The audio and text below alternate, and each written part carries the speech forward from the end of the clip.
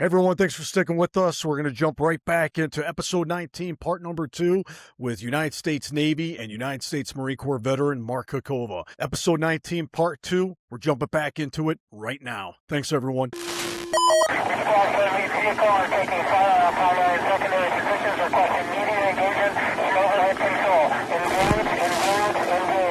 All right, guys, we're back. Hey, so Mark, you did that first deployment for 11 months with 1-7. What happened, man? Did you guys go straight back? Did you go straight back to 29 Palms, or did you guys? Yeah. Okay. How was that going back to 20? Now, did you spend any time at 29 Palms at all, or was it? Yeah. Okay. All right. Oh yeah. So I wasn't sure if I heard you correctly or not. If that, when you're that ghost platoon waiting to get shipped out with everyone else, if that was at if that was at 29 Palms or not. Yeah. No, the ghost platoon was just from Camp Pendleton, Camp Margarita into Kuwait. When Kuwait that went away. All right. So how was that tempo? Because you guys obviously had that combat deployment, you had that tempo, you had all the engagements. You guys suffered injuries, losses, and all that. How was that just ending and then being back at 29 Palms? Was there any adjustment that took place for you, or were you just glad that cycle 11th month was done? There was a massive adjustment, man. It was surreal coming back because we didn't know kind of what to expect. You know, I think our leadership tried to prep us as best they could for re-entry back into our natural habitat, meaning our homes and back to everything else. I think they did a great job, but it was fucking surreal. That's the only words I can come up with. So let me paint you a quick picture. We get back. We flew into March Air Force Base. Well, actually, let me go back a little bit. So we eventually leave 1-7 Alpha Company at the time. Once they were in Baghdad, they shot him out to a place called An-Najaf in Iraq. And this was a small but important city in Iraq. And our unit, Alpha Company, took up an old abandoned textile factory. They used that spot because it already had a natural border. It had a high wall going all the way around it, and it had several buildings in the compound. And so that's where we stayed.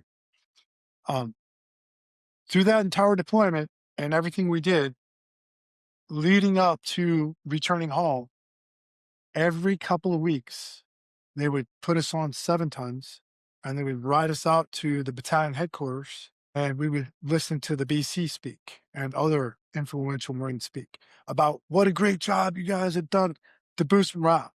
Because everybody at that time was like, man, what the fuck? It's already been like 10 months. You know, when the fuck are we going home?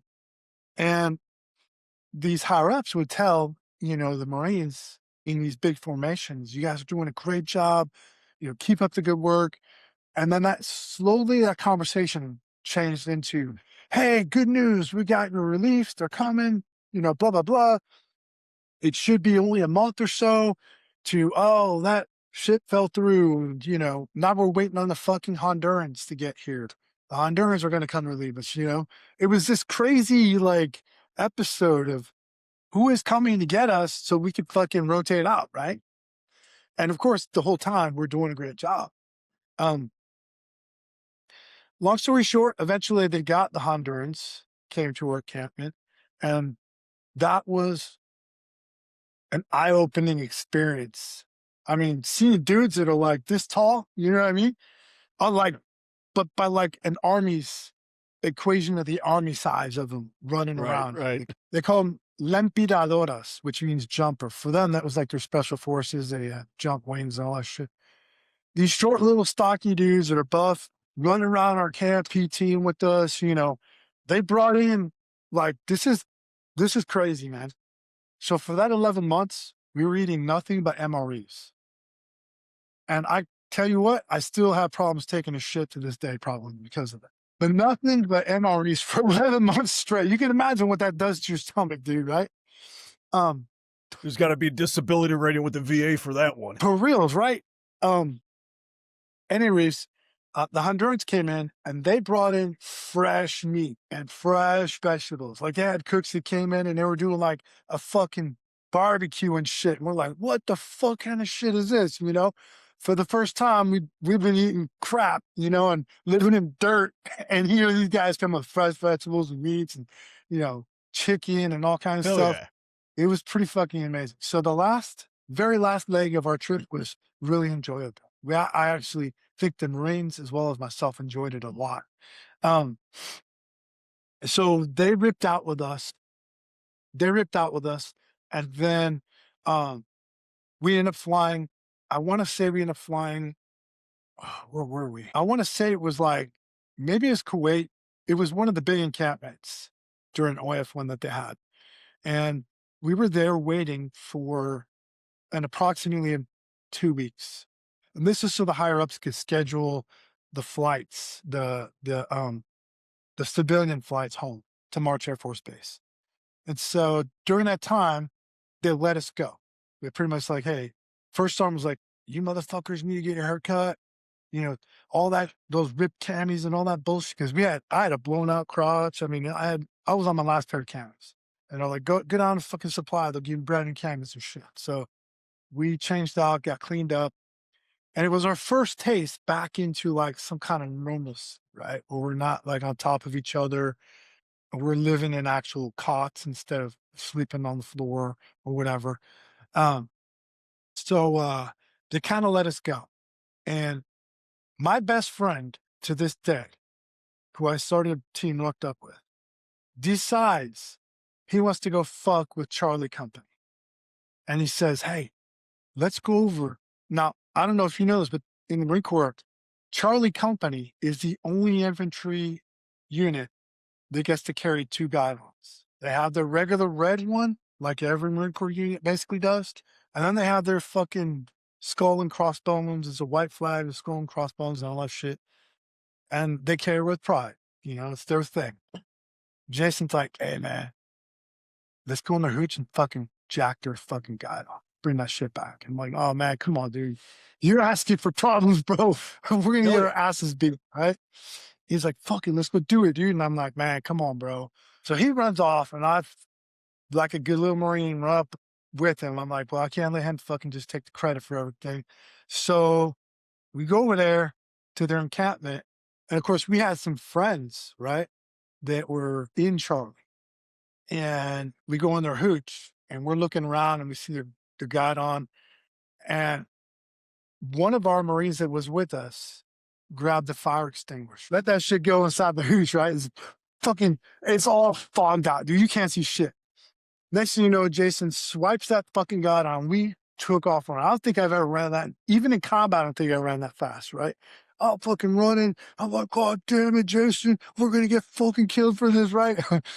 We get back to our hooch, and Charlie is with a vengeance. Like fucking God's right hand comes in, and we're about to fucking throw it out.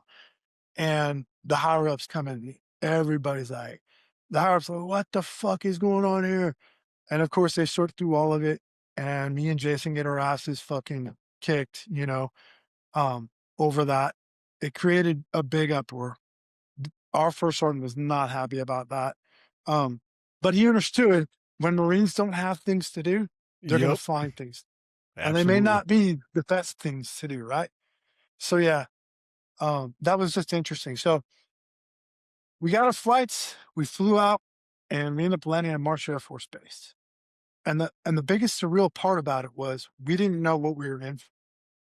But once we landed, they had, first of all, when we got on the plane, I got to describe this. We're on like a Boeing 747 civilian jetliner. And there's all these fucking hot stewardesses. And they're flinging candy bars, telling us, I love you. You know, the whole country. We are now faced with a country that is so grateful for the things that have happened, right? And our higher ups are telling us, you know, that's a very delicate thing. You need to treat that with respect. You know, your country loves you. So don't act like a dickhead when you go out of town. Don't Right. get in fun for dumb shit, because these are the things that they expect from their military, right?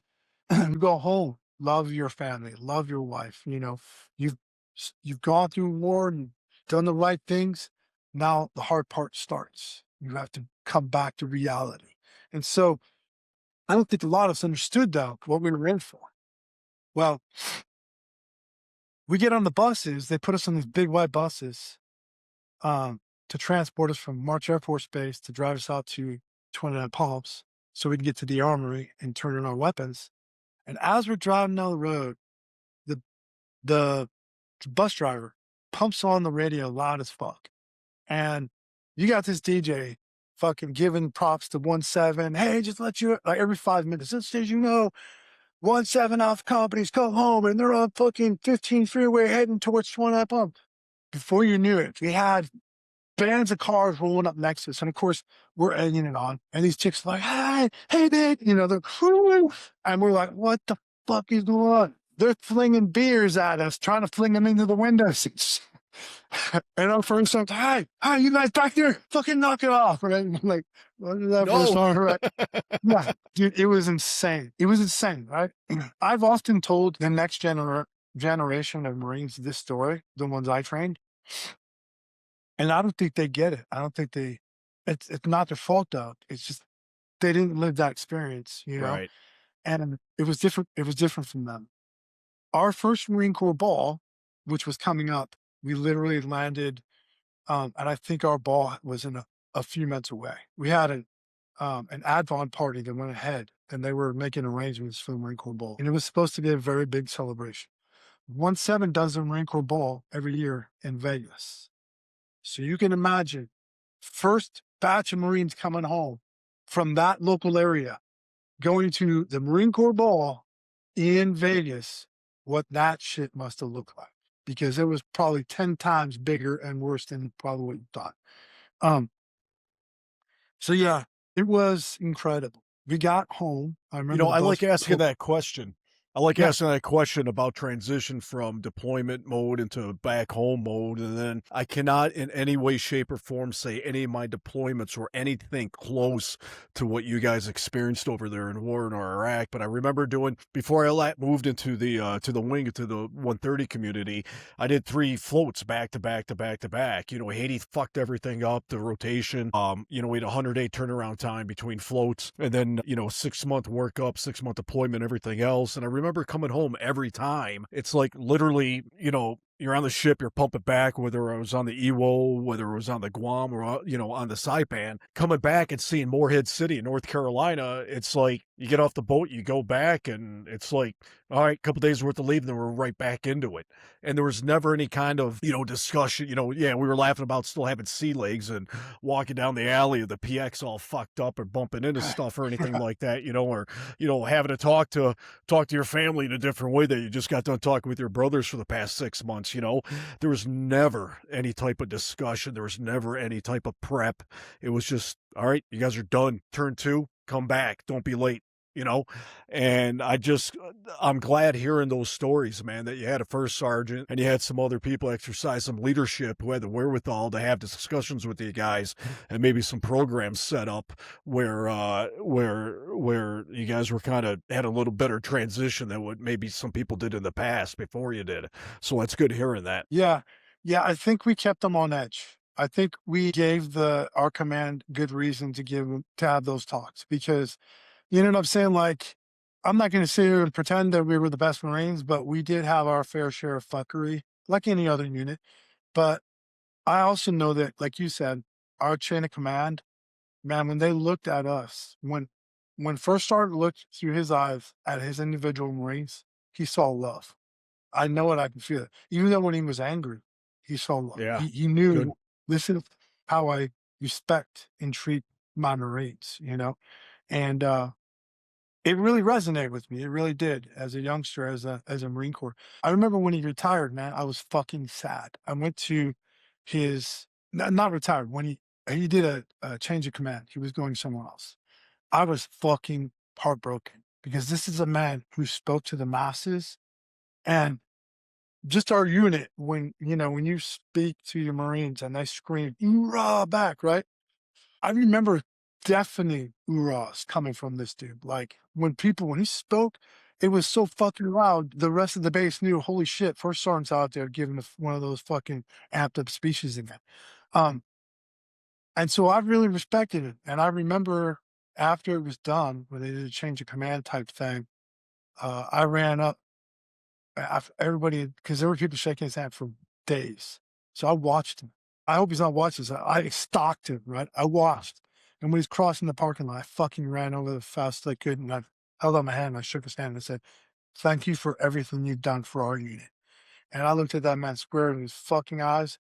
And I knew, if anything, he reached one Marine, if anything. I know he reached a lot of us, but that was my conviction, to make myself known to him, because he was fucking such a good leader. Um, and he's done some amazing things even after that. He went to Quantico, Virginia. He's rewrote the Scout Sniper. It sucks that they did away with that program, but he wrote pretty much the manual to train Scout Mm, Snipers. He was one of the lead instructors. Just interesting guy, man. yeah. But yeah, like you said, Yeah. Leadership to recognize it and deal with it. So yeah. now you guys come back. Did you stay with 1-7 leading up to your second deployment at all, or did you bounce around to another unit? Did you pick up a different MOS within the grunts at all? Anything happen? I stayed with 1-7. We did a pre-deployment workup, which is a Okay. 6-month workup, and then rotated out again for OIF2.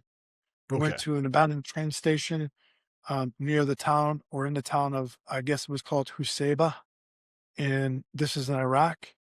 And that deployment, I was a corporal. By then, I had pinned on corporal. Okay. I actually progressed in the Marine Corps, I would say, pretty quickly. Um, just because I didn't get into trouble, and because I always was kind of studying things. I was always kind of learning things. And I want to say I was older. Like, all these fucking kids, it was so weird. Yeah. I was showing up as a PFC, and I had fucking senior lance corporals that were 19, and I was already like 27, 28 years old. Yeah, man. So you had this fucking kid who's like, "Hey, you bitch." And you're like, "All right, motherfucker, I got your bitch." You know what I mean? But you just do it because you respect that. It's the way it goes. Yeah. I'll never forget, there were some salty fucking lance corporals that were pissed because I pinned on lance corporal and now we're the same.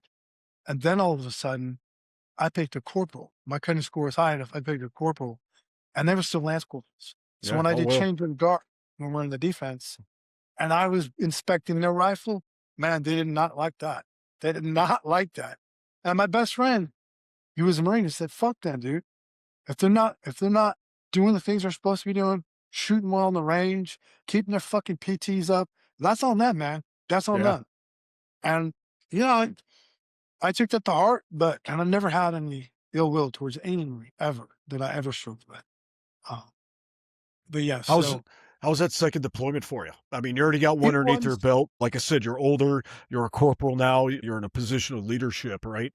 So how was that second deployment compared to the first one? Because you could treat every deployment's different, not exactly because tides change, reasons change, worse. scopes change, missions change and all that. So how was that second deployment comparing it to your first one? Did you have any expectations for your second one because of your first one, or just going there with a completely open, mature mind and be like, this one's going to be different? So at the time when we deployed the second round, um, armored vehicles were just starting to become a thing. They were just Okay. starting.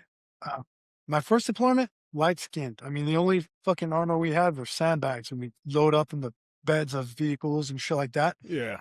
I don't know how that goes.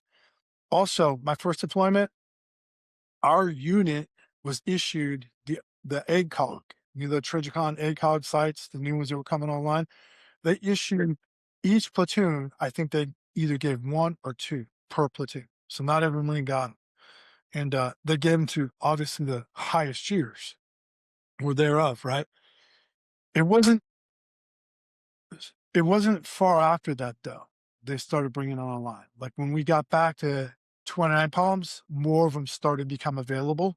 And so eventually every Marine got issued one and learned how to shoot with it and train with it.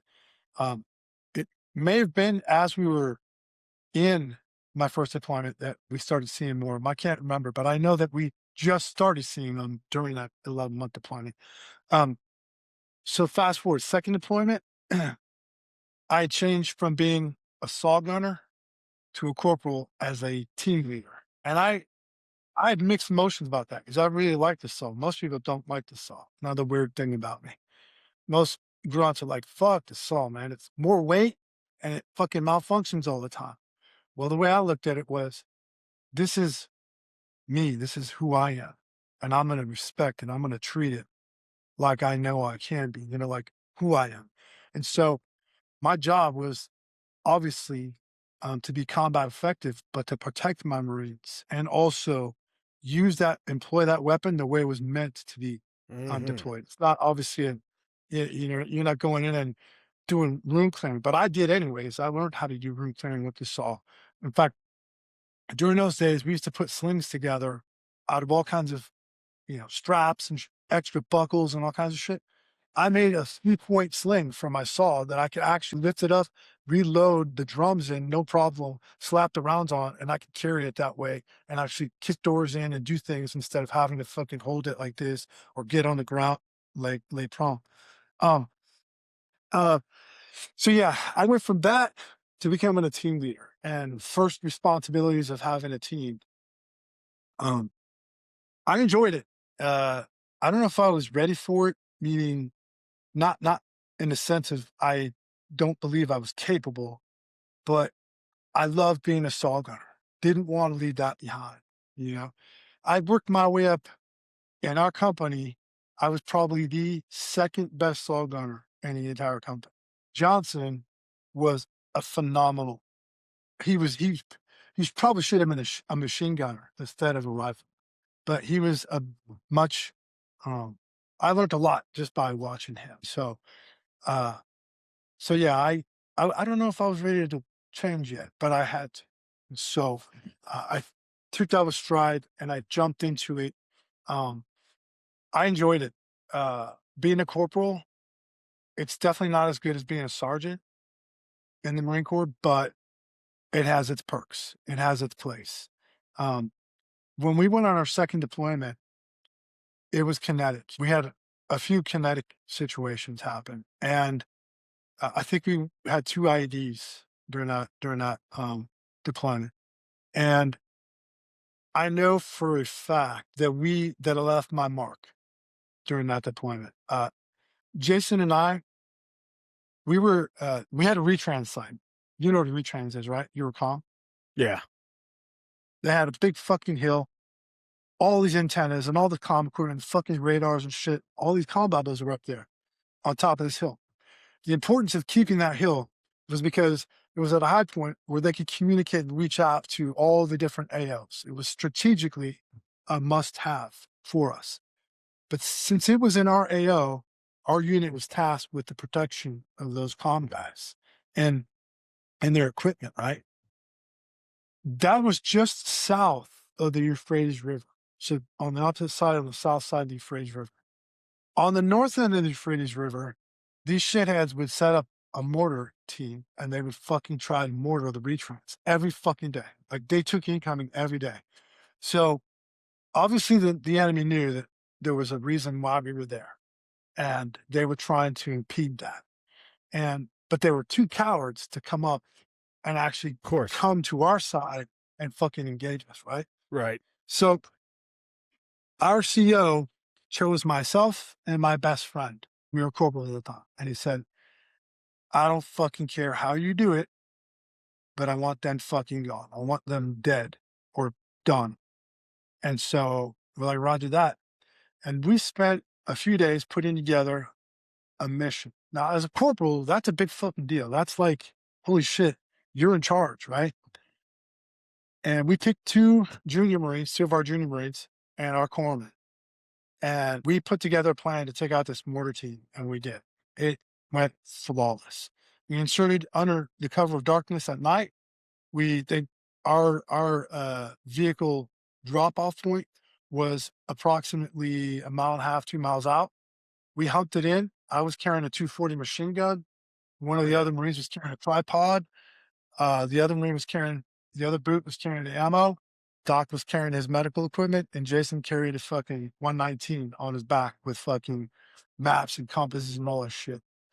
And we were heading out for vengeance. I mean, we were at that point, it was fucking vengeance. Okay. Um, there was no mistake. There was no false premonition that we were doing was safe. It was dangerous. We knew that the minute we got dropped off, we were in enemy territory all around us, and we didn't have any Yeah, you're on your support. own. Yeah, we had QRF, but that was probably a good 15, 20 minutes out. So we were on our own. We hiked it in, spent the night. We built the hide in this tall brush. We laid it on flat. I cut a V for the actual barrel to recess in. We set up on the T&E based on the evidence, or I'm sorry, not the evidence, the intelligence that we had gathered as to where they were setting up. And sure enough, the next day, this I guess it's like a Toyota Hilux, the white pickup trucks that they drive out there. Little shit truck rolls up, and we're watching with binos, and they pull out what appears to be a tube, right? And like, fuck. So Jason gets on the radio in the 119, and he's calling to the up to the hill, and just letting them know, hey, stand by because you're about to receive incoming. And we're sitting there watching. At the time, we had a section of mortars up on top of the hill. There was a sergeant running that team, and all of a sudden, doof, doof, doof, doof, all fucking rounds coming in, right? And over our heads and up to the fucking retrans site. And Jason calls in the fire mission for the counter mortars that are on our hill. The sergeant's up there with the tack board, and he's fucking doing all the math and everything, and comes back to the radio and says, hey, I can't shoot. The mission's been denied. Like, what the fuck? The reason is because we were right on top of that gun target line, and they were afraid that a short round could kill us, right? And so they weren't, the 81s weren't like ready to fucking commit to that. And we're like, fuck. So Jason got permission for me to open up fire. And man, when I heard that, man, all I saw, I must have hit like a few of their fucking mortar rounds, because I saw like multiple fucking explosions and bodies flying over shit. We packed out. Of course, at that point, we were, our positions compromised. Everybody in the fucking town knew exactly what the fuck was going on. So I unlatched that 240, threw that over my shoulder with the rest of that belt. One of the junior Marines grabbed the fucking tripod. We headed out. And I remember walking down this road to our extraction point. We'd set up an abandoned building, which turned out to be like a school at the edge of town. And I remember thinking, holy shit, if this pops off right now, I'm going to fucking sling this fucking 240 and I'm just going to open up with everything I have, right? Nothing happened until we got into the building. Then all fucking hell broke loose. And I mean, we were getting shot at from the back of the building. There was rounds fucking ricocheting off the roof. Jason's on the fucking radio. Our QRF is inbound. And we're like, hurry the fuck up, because we don't know how long we can sustain this. And we're not, I've told my Marines, conserve your ammo. I've got one in the back. He's looking out a back window covering 6, and one's at the front door. And I told him, conserve your ammo. Don't shoot unless we have to, because we don't know how long it's going to take them to fucking get here. And so they're like, Roger that, Corporal. They're watching. I basically said, unless you see a target, don't kill it. Don't shoot at it. Conserve that ammo. So they're looking. They're scanning. All of a sudden, I hear this fucking contrail come out of nowhere. Right?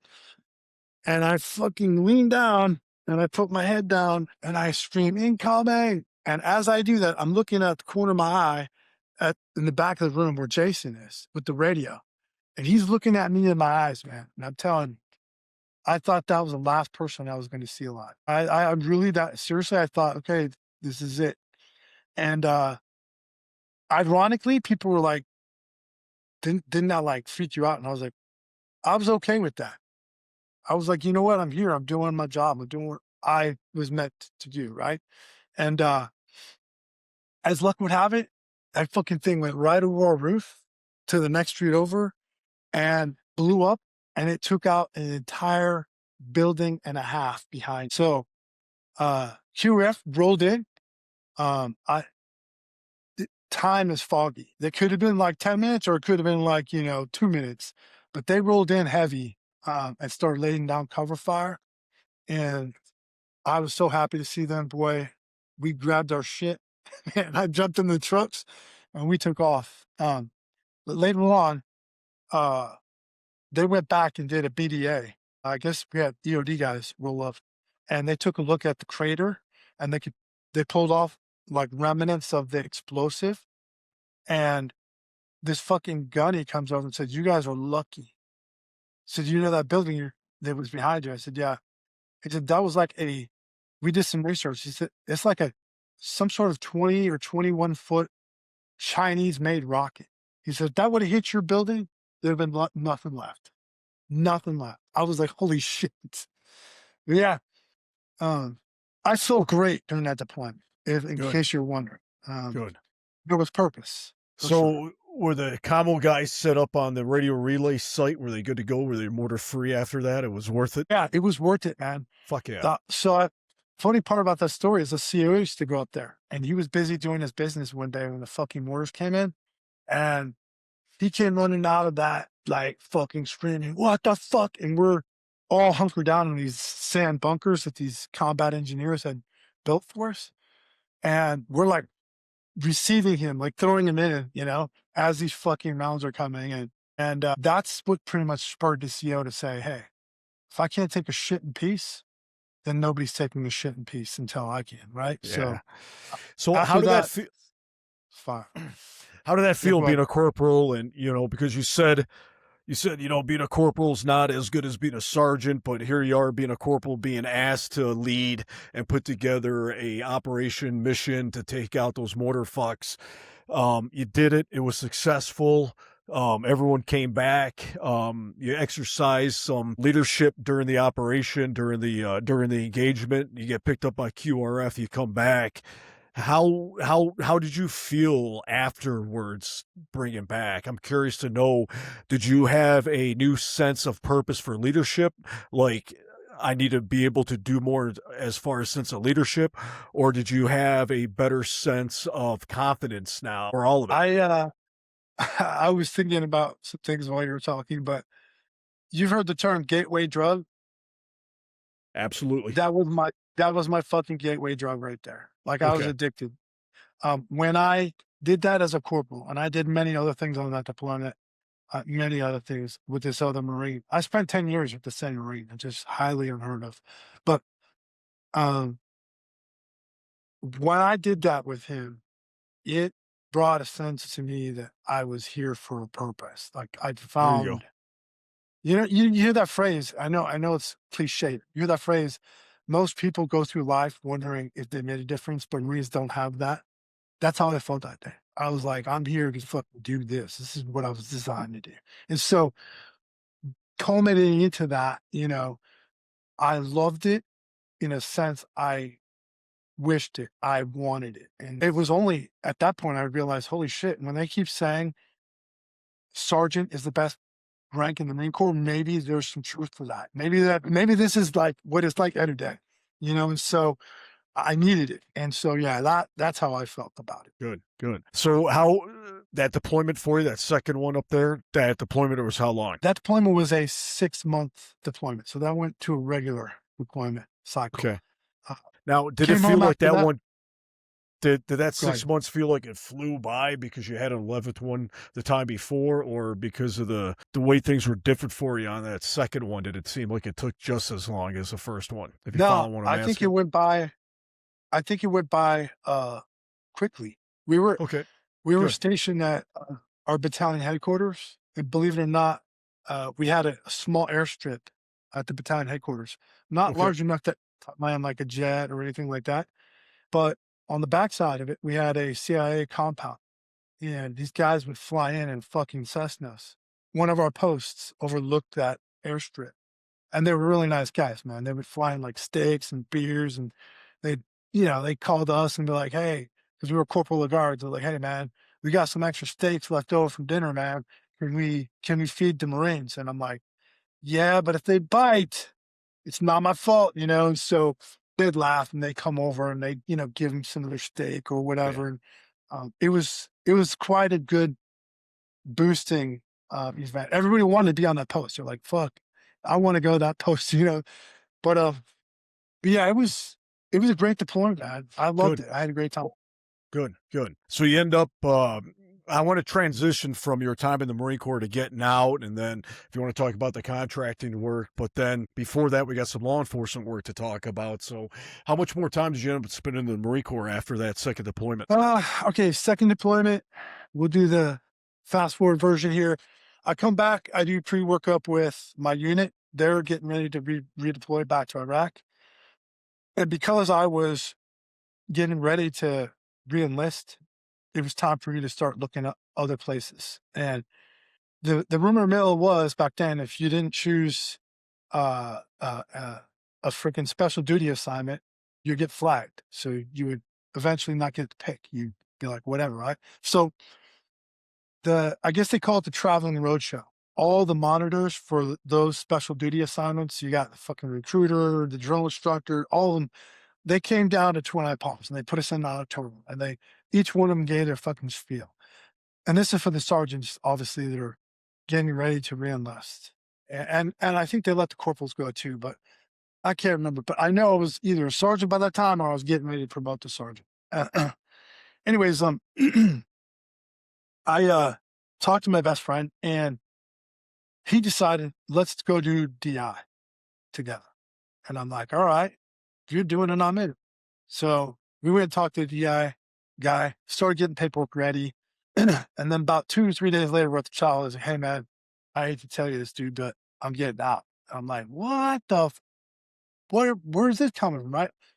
This is a guy I spent 10 years in the Marine Corps. Eventually, at that point, we were at our first tour. But he popped smoke on me, and I gotta respect him for his choices. He had other things going on in his life that I'm not privy to, and of course, family stuff. And so I totally respect that. And he went and did his thing, and I decided, you know what, I'm gonna do instead of DI, I'm gonna be a recruiter. And I went and talked to the recruiter son of the house, and got my papers recorded with him. Went down to MCO San Diego to freaking recruiter school. Graduated and was sent to Sholo, Arizona. And I did recruiting for pretty much the entire time as a recruiter. I think it's a 2-year or 3-year commitment, something like that, except for the last 6 months where I fucked up and I got a DUI. Mm. And, you know, uh, it was an unfortunate part of my life. I made a blundering mistake. Luckily, I didn't injure anybody. It wasn't catastrophic. There wasn't, I mean, it was a bad mistake, but it wasn't, like one of these really fucked up DUIs. But what really fucked me was because Arizona just changed the laws that year and you had to lose your license for 90 days. That's just how Mm. they did it. On top of having an Intoxilock box installed on your vehicle for a year, even for your first offense. Um, that's what happened. I lost my license. And our commander at the time said, "Look, I can't keep you on production for 90 days. You can't, if you can't recruit, if you can't bring people in, that's my ass. I report to other people." And said, "You're good Marine, you've done some good things." He said, "I'm not going to give you any punishments. You're not going to lose rank, no money, none of that shit. He said, but I can't keep you here. I got to send you back in the fleet." And for me, I was like, fucking thank God. Holy Well, shit. hold on a All I second, had man, to do was because all I was getting DUIs. thank What you. the fuck? Yeah, I thank mean, you. we laugh Exactly. about it now, right? But that's one Yeah, thing I want to exactly. ask you about, man, Yeah. because you went from 1-7, 2 combat deployments, kicking ass, doing what you did over there, and then wanting to go to the drill field, right? And then your buddy says, "Hey, I'm popping smoke." You respect it, and then then you go to the recruiting field. This is just me. I might upset people, I don't know, but there ain't no way in hell I'm fucking being a recruiter, man. I would eat a gun, I would get out, I would selfishly, I'd be like, "No, I'm not doing it." That is like the biggest no to me if I had to stay and if I had to get a B bill in order to get promoted, man. And if they told me that recruiter was the only option, there's just so much about that. And I respect the hell out of those guys, man. I do, but it's just something that's absolutely not for me. So, but with you, with your history up to that point, how did you take being a recruiter, man? I mean, you went there like, hey, like you asked for it, you got it.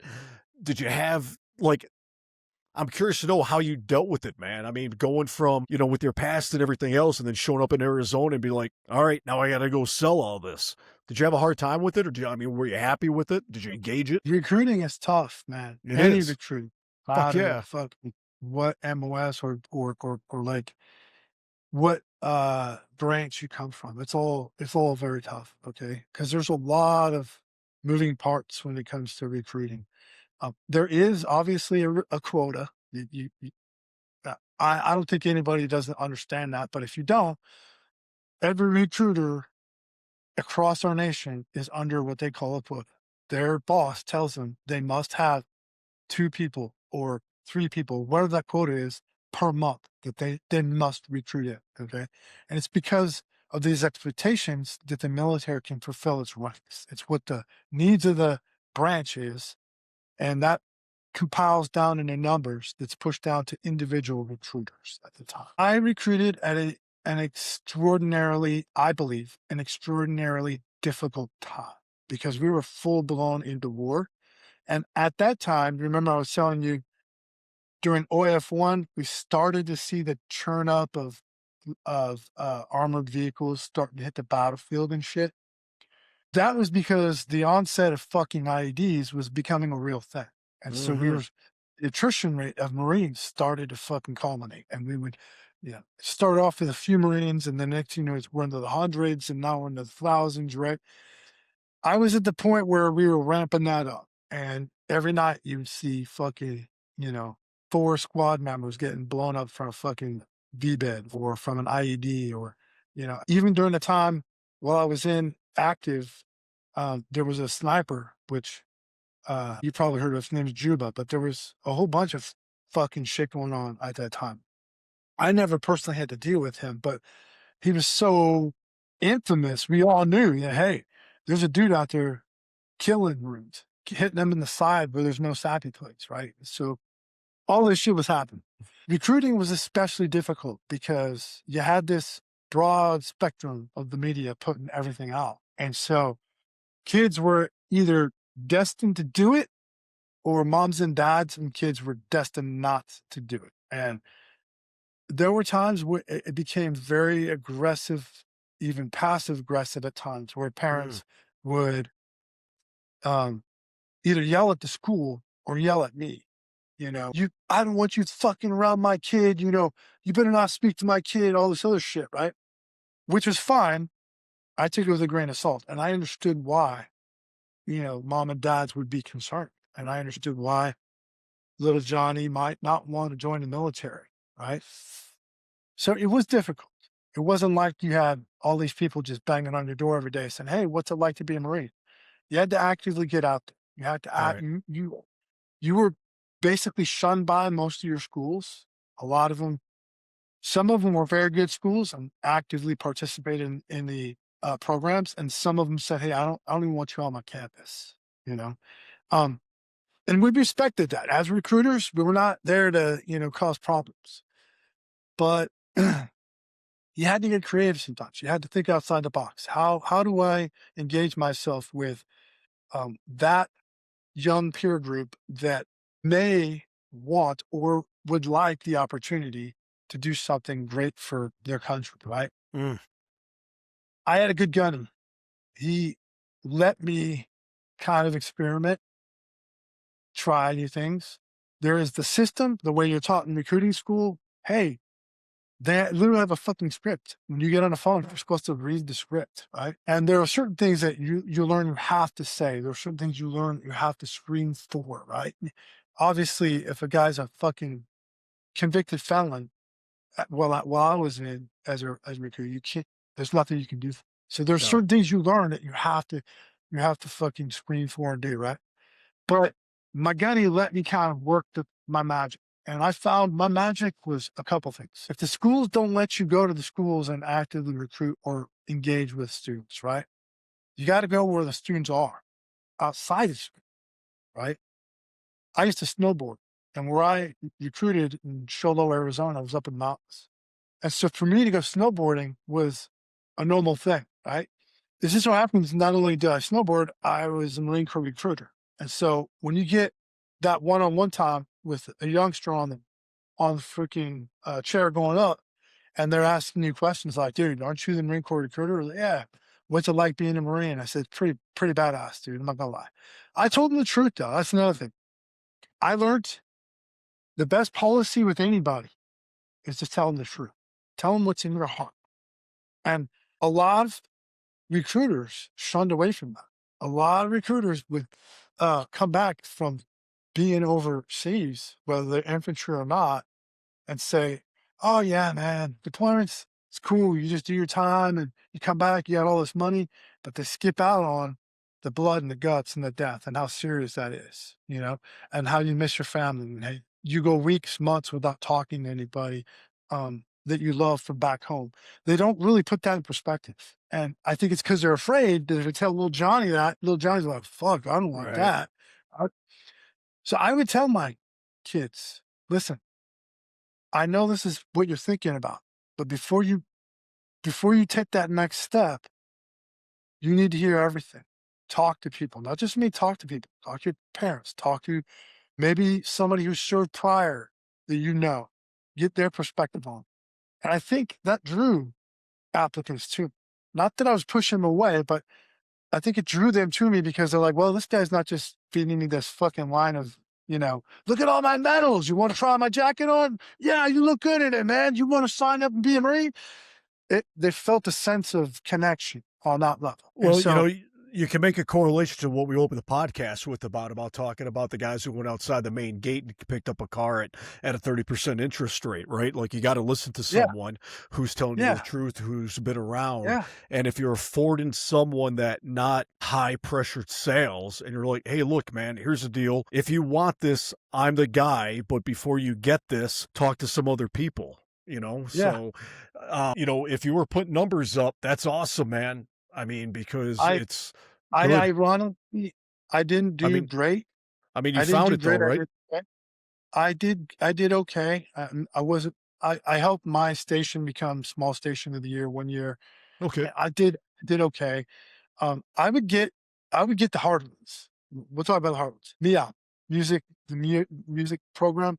They give incentive bonuses to those who sign up for MIA, right? Because it's hard. You got to find a guy who's good enough that can play because they're not going to teach Marine Corps MEOP program. They don't send you there to learn an instrument. You already should know at least one instrument, right? And then they'll teach you more instruments and shit.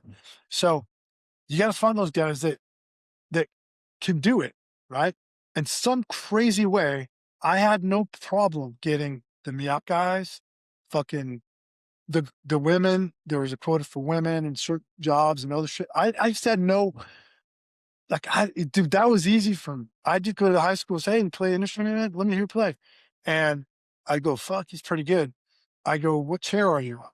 And they say, I'm on first chair. How long have you been on first chair? Oh, I've been on first chair since I was like a junior or whatever, right? Like, would you be interested in learning more about our program that we have for musicians and going to that? And they're like, fuck yeah. You mean they're gonna teach me how to compose music and get into instruments and build. They teach them how to build instruments for Christ's sakes in some of these schools. And I just didn't have a problem with it. But everybody else was like, I mean, I remember Gunny going, dude, we need like 3 MEOP guys by the end of the year. I'm fucked. And I go, Gunny, I got you, bro. I got you. Right. So that was I guess my thing. And um, I will tell you this, ironically, the more I talked about my personal combat experience and my personal experiences with the Marine Corps, the more fucking kids came, right? So, Mm. like, I had a couple dudes that were like, uh, one guy in particular was like, "Yeah, I want to be infantry." No, you don't. I was like, "Sit down, man. Let me tell you about what the infantry actually is. I know what you think it is, but let me tell you actually what happens." And I would tell him stories about how, you know, fucking I ended up going from Camp Margarita into Iraq and then driving for days on end and stranded at a fucking four-way intersection with three other dudes and basically no ammo to sustain any kind of firefight by ourselves. And eventually, yes, somebody did come pick us up, man. But that could have been the end of our lives. I tell them stories about those types of things. And what I found out was that's what they wanted. They're like, I can do that. I want to do that. And so it drew more people towards me. Whereas I think, like I said, other recruiters stayed away from that kind of shit. We'll pay for college and, we'll give you a bonus, all these sign on bonuses and shit. Hmm. I never told my recruits about bonuses until the end. And one of the reasons why is because uh, I had a kid come in and he told me one day, so the Army offered me like 20 some odd $1,000 to do, fucking intel, you know. I scored really high on my ASVAB. What is it? What is the Marine Corps gonna offer? And you know what I told him? The Eagle Globe and Anchor, bro. You're gonna get the Eagle Globe and Anchor. You're gonna be able to be in Marine for the rest of your life. And I said, I want you to think about something. I said, when you join the Army and you spend that $20,000 within the next year, year and a half, and it's done, are you sure that's where you want to be? Is that what you really want to do? Is that Yep. the There you job? go. Because the money's going to be spent, bro. And once it's gone, I said, just think about that put that in perspective for a second. And yeah, that kid, I think he ended up going to the Air Force, but you know, it is what it is, man. Yeah. That's how I saw it. Yeah. So you get popped with that DUI. They take care of you. They don't jam you up, but they can't use you anymore because of the license situation. What ended up happening? Yeah. I went back to the fleet. Ironically, the last person I put in the Marine Corps was my best friend that got out. We stayed in touch, and his transition out of the Marine Corps was a little rough. He was doing okay. It wasn't like he was, in trouble or anything like that. But after speaking to him on and off, I got the sense that he just was frustrated because he saw his life in the military, and then he sees his life now as a civilian. And I feel like he felt like there could be more, right? And so, not fulfilled. And so I talked to him and I said, look, man, I fucked up, got a DUI. They're sending me to Hawaii because the time that's where they sent me to 2-3 Golf Company based out of Hawaii. And he goes, you're going to Hawaii? I go, yeah. He goes, fuck, dude. I go, you can come back in, man. He's like, well, I was thinking about the Army. And I was like, really? You're going to do that? You're going to go that route? I mean, I was like, I guess if that's what you want to do, right? Not that there's anything wrong with the Army, but through and through, this guy was, I just got to give you a backstory. Combat meritoriously promoted twice. He's never shot anything less than a high expert, like a fucking high expert. Okay. Um, he is a through and through Marine. Like this dude has your back no matter what. Uh, anyways, long story short, I talked to him. He says, look, I will only come in under two conditions. I'm like, what's that? He goes, A, I got to keep my rank as a sergeant. I don't want to go back down to fucking corporal or anything else. B, I get stationed with you in Hawaii. And I said, dude, I don't need to sound like a recruiter, but I can't promise those things, bro. I said, listen, the rank thing, you could probably keep that because you're a stellar Marine. You have nothing bad in your record. Okay. Um, that shouldn't be a problem. But getting you to Hawaii with me may be a problem because we've got to talk to the monitor who holds the boat spaces. And if there's not available space for a sergeant over there, so sad, too bad. They're not going to send you there if you decide to come back in. And he's like, all right. I was like, I just wanted to tell you that so you know. I call the monitor, talk to the monitor. The monitor, I tell him all about this guy. The monitor looks him up and he comes back to me. He says, look, I've got one set of orders to Hawaii as a sergeant, as an O311. One. Said, I can't guarantee he's going to go to your platoon or even your unit, but I've got one set. And he's like, look, I need to know in 45 minutes whether he's going to do it or not, because if not, I'm giving these orders to the next guy in line. I'm not brother that. So I called Jason. I said, hey, dude, he's giving you 45 minutes to make up this call. He's got one space available. And if you don't take it, he's giving away to somebody else. So Jason thought about it and he goes, I'll take it. So I called him back, got him his orders cut, and told Jason what he needed to do. He already was a Marine, so he didn't go to boot camp. He just had to go to the MEPS and do a basic check-in and all that shit. And then they cut him plane tickets and everything to fly to Hawaii. I actually arrived at Vaughn after that. I've been there for probably 2 or 3 months.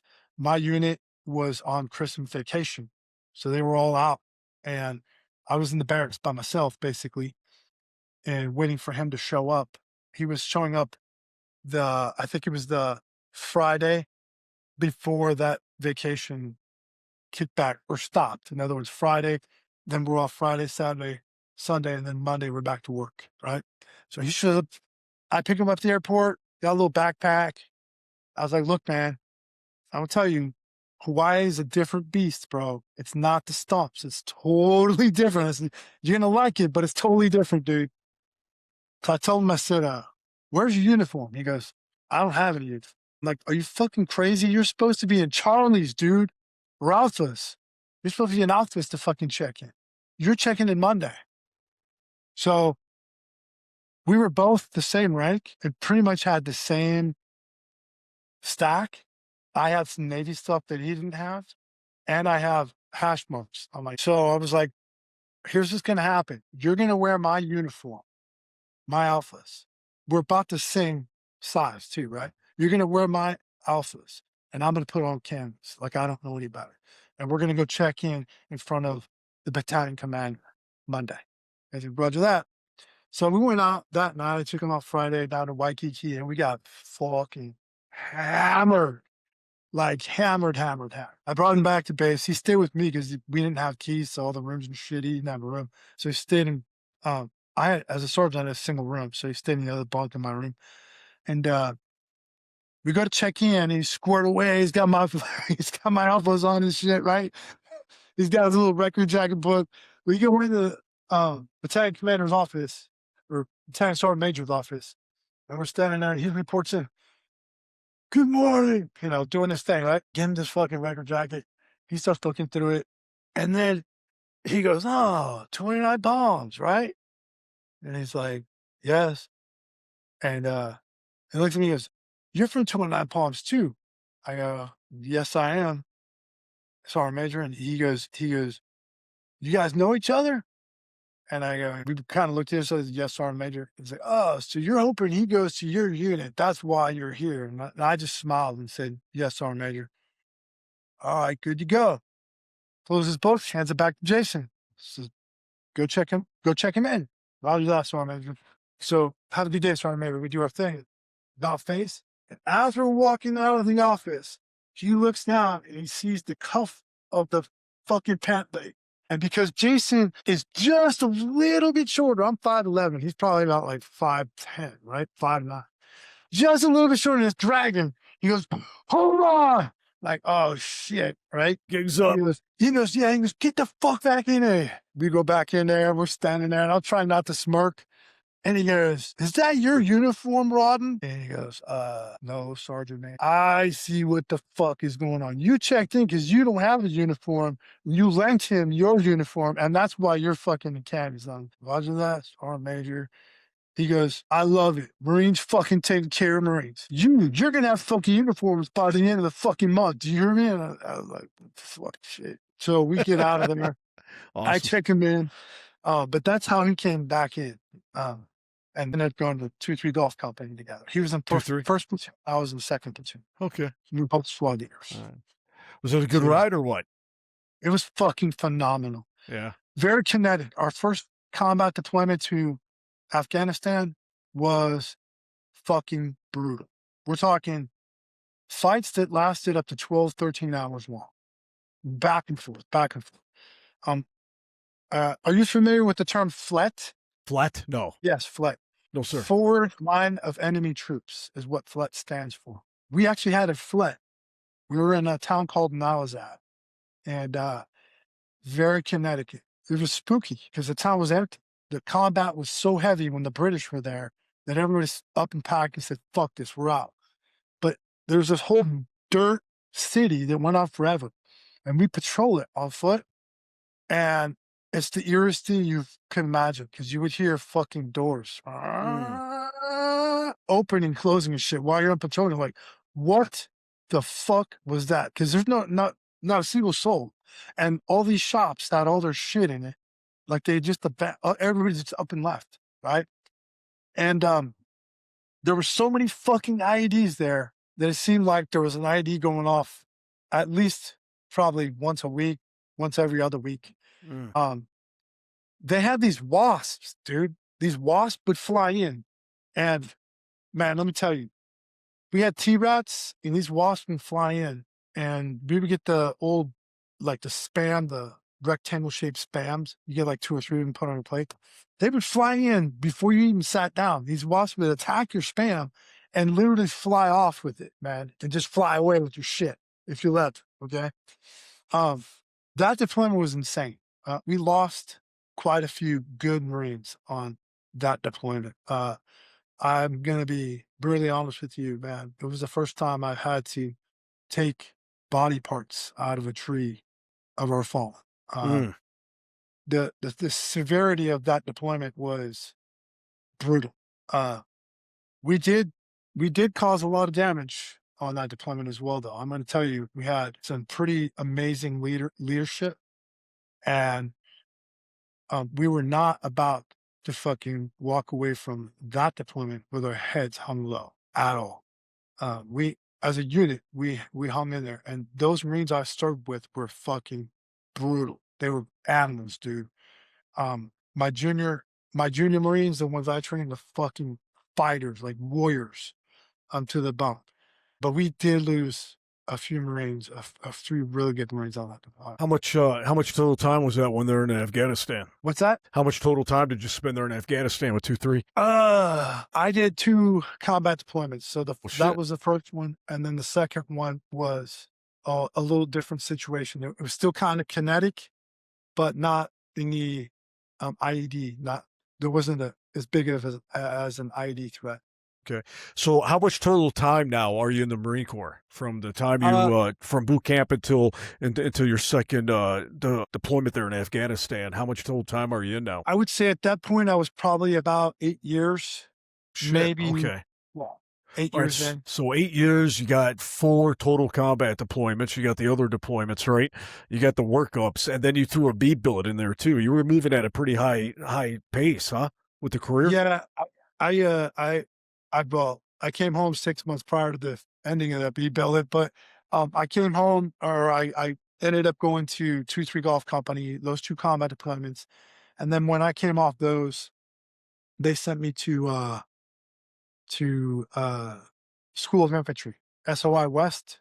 It was a detachment from SOI West. It was located in Hawaii, and I became a combat instructor, basically infantry squad leader instructor and combat hunter instructor. Combat hunter was a new program they had brought online or had developed, and they were training instructors to train other instructors. And so I was able to learn and get to that level and teach some classes and do some other things. It was a great time for me. However, at that time, I realized that my Marine Corps career was coming to a close. And the reason is because they had just changed the MAR admins. As I was getting ready to transition out of the Marine Corps within that last 2 years, the MAR admin stated that you could stay in as an E5 for X amount of years. I think it was like, it used to be like 14 years or whatever, but because I had prior service, all this service time was backing up to my E5 time, and I had already lapsed that time. And so we were They just changed it and made it less time, meaning I was on my last enlistment contract. Basically, I was buying my time and I was not going to be eligible for re-enlistment. This wasn't just the Marine Corps.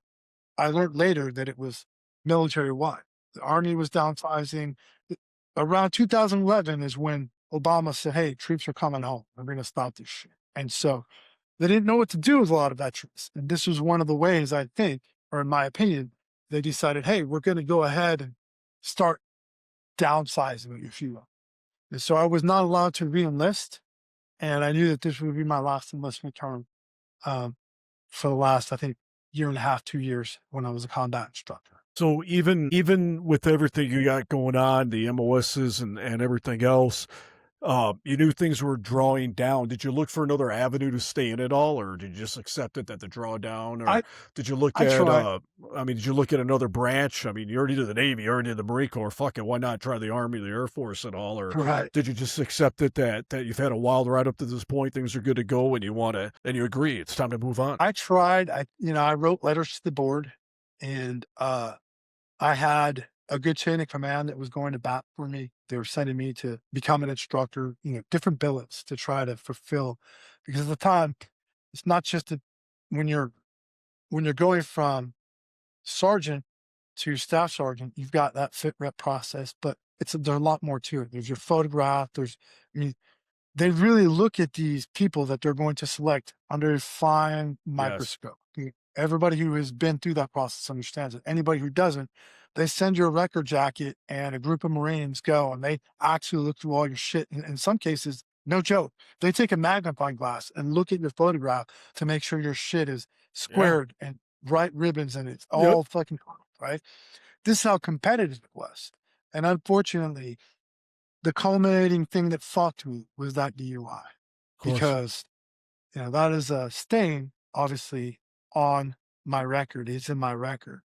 And there were other Marines, obviously, that had the experience I had and didn't have that DUI. And so they were put higher on that stack, just fucking going through that process. And so for me, it was pretty much the end. I understood that. Um, It sucked. I don't regret it. I'm not angry with the Marine Corps, but I knew that that was gonna be the result as it was coming. So how now let's talk about some personal relationships. Remarried at this time or what? Yeah, I divorced and then I got remarried when I was my second wife. Good lady, but she and I, we stayed married for about 5 years. So we were still at that point still married, but it wasn't shortly thereafter. I think it was 2013 or so. We separated. Things were not going well with us. She ended up doing her thing, and I was like, all right, I'm moving on with my life. So, but yeah, I was married at the time, and it was rough. I always respected people that had families when they were in the military because it was fucking the hardest thing, in my opinion. The hardest thing, not just for the actual active duty service member, but for that family. Because I saw what the families went through, especially the families of those people that didn't come home, the tragedy. Um, it's very tough. It's a very tough thing. Mentally, emotionally, it's draining. And then psychologically, man, I'm telling you, this because you serve. If you're a service member and you've got a family, you've got a lot to worry about. And they're constant on your fucking mind. Constant. Are they okay? Is everything, good at home, while you're deployed? All these things go through your mind. Yeah. So did you exit the Marine Corps then, being an instructor, or did I they move did. you out and have you do something else prior to separating? No, I finished up my instructor duty and separated from there and went to Okay. Arizona. Did you have any type of what was that departure like? Was there any type of I don't know, quote unquote fanfare related up to it at all, or do you have anyone close No, by you that made it a special moment for you at all? no. I went Ah, through I think they called it TAPS class or some shit where it's like a week long. They fap you out and right. it's like, go show up here at 7 o'clock and they'll tell you what to do. And you're like, all right. They give you workbooks and shit, and they tell you, hey, check into the VA, get your VA card, you know, blah, blah, blah. So I tried to pay attention. I tried to figure that out. And literally, since I was married and my wife was there with me, we were living on base housing. We had to ship all our shit back from Hawaii to Phoenix, Arizona, which where we're relocating. And so I had to get all the fucking shit ready and get it all sent and have it boxed up. It was a fucking nightmare. My wife at the time went Advon back home to Phoenix, got a place set up and everything. And I just fell into place. Like I got out and I fell into place. I remember thinking about this today when I got my coffee. I was walking around a strip mall. I think I was standing outside a fucking, what was it? Like a Bed Bath and Beyond. Those little big fucking strip malls, right? And I was standing outside of it. And I remember thinking, fuck, it's quiet out here. Really quiet. Like I didn't see anybody. I didn't hear anything. Like there was fucking no noise going on. And I picked up my cell phone and I called Jason, my best friend, who was a Marine. And I said, dude, it's finally over, man. Like I think it's when it hit, like it's finally over. Right. My transition out of the Marine Corps into civilian life was rough. I was not ready. And that was no fault but my own. You know, I did not prepare. There were guys going to schools, you know, getting their educational programs and stuff. Not this fucking guy. I was out partying, having a good time, and doing all that shit. So my transition from Marine to civilian was not smooth at all. What you end up doing income wise there in Arizona? I struggled a lot.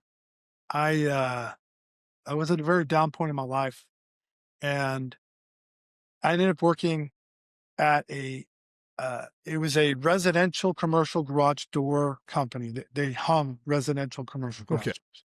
So for 12 hours a day, I was doing backhang on my back in the brutal sun. And I was making like $12 an hour. It fucking sucked. It was the worst thing I've ever done in my life. So let me ask you this, man. Let's go back to about the tough transition. You know, you and I know people. We've had intimate conversations with people about their transitions and their struggles and their battles, and then ultimately their successes coming out of that. What was your toughest? And I'm not talking about anything, and I'm not talking about anything intimate, and unless you want. But what was the toughest thing that you struggled with the transition? Was it the boredom? Was it a sense of not having purpose anymore? Was it the way things happened that you got out? Was it the thoughts and the feelings of the 4 combat deployments that you had coming back up or I'm sorry, that you took part of, with the losses that you suffered there. So looking back now in the headspace that you have now, Mark, compared to that you had then, what do you think you struggled with during that time frame there in Arizona? I think honestly, it was a culmination of all the little things you just put together. But the most important one, or the one that stands out the most, and if your viewers are listening to this, it's really important, I think, that they hear this message.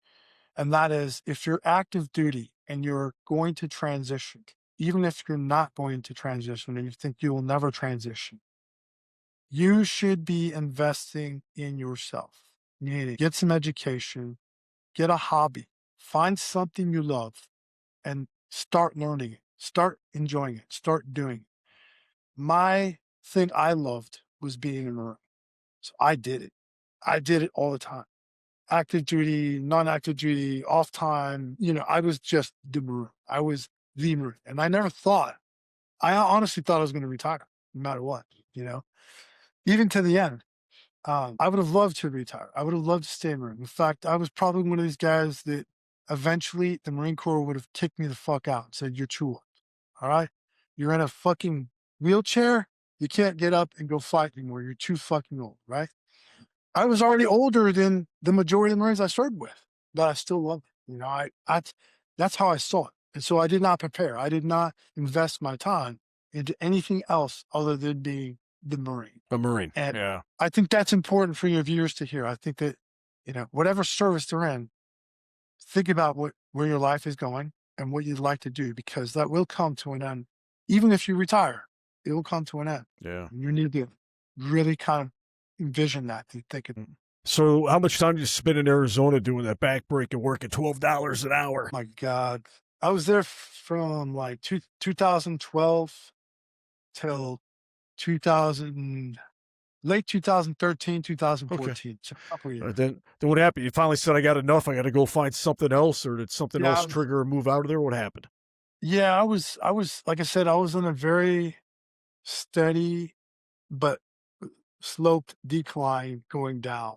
You know, and uh, one of my friends from out here that I know for a long time, he never served in the military. I met him in California. He married a wonderful lady out here from the Huntersville area, but he was a firefighter. We kept in contact. And he said, "Hey, dude," because we kept talking. He said, "You're depressed all the time, man." He said, "Why don't you come out to North Carolina, to like Charlotte in the area I'm in?" He said, "There's plenty of jobs. You loved it when you came. I've been through North Carolina. I've been through most of the states. And I did love North Carolina. It's always grew on me. But the fact that he said it was the first time it really popped up on my radar. Mm. And I'll never forget one day sitting in fucking East Mesa traffic trying to cross fucking goddamn Phoenix, Arizona. Hot as shit, bumper to bumper. Going, fuck this. What am I doing here? I fought in the desert for the majority of my adulthood. I want to see trees. I want to see squirrels. I want to change the pace, right? And that's the catalyst. I basically said, okay, fuck this. I'm out. I loaded everything I own in a 24-foot trailer, and we moved out to Charlotte, North Carolina. And we got here in 2014. 2014. All right.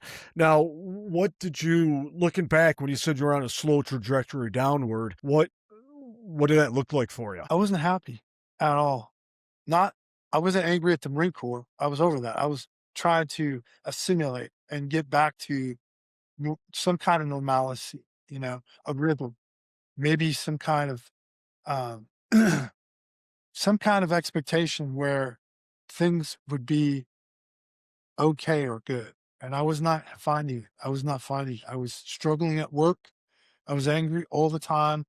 My ex-wife and I were fucking constantly not unhappy and not things were not jiving. My in-laws were fucking frustrated with me. I don't know. I just felt really distraught. Okay. And of course, my And I think it's main important. I mean, and I'm so blessed, and so is everyone else, to have guys like you that are willing to talk about this, because it gets it out there to others, man. Because there's so many different, there's so much of that, like the spectrum of that for when guys transition out.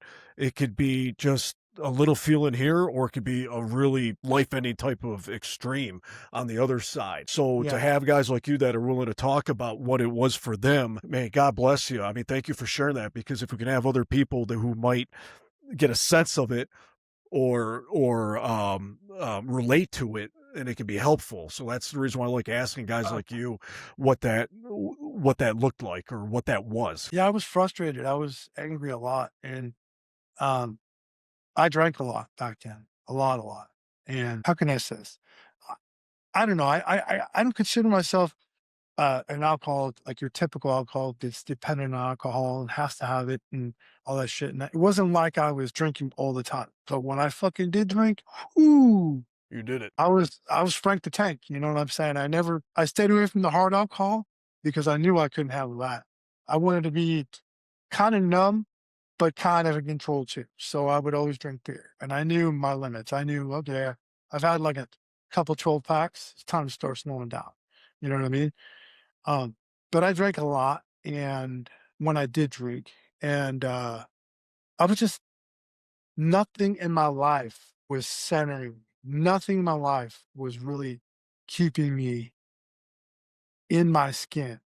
Okay. I'm not saying I'm suicidal or was back then, but I did not have any sense of drive. I lost it. I just kind of when I was a Marine, I knew my mission. I knew my purpose in life. And when Knew I your role. thought going back to what I said earlier, oh, like when I donned that uniform, man, it was like, fuck yeah, you know what I'm saying? I am somebody important. And these young Marines look up to me.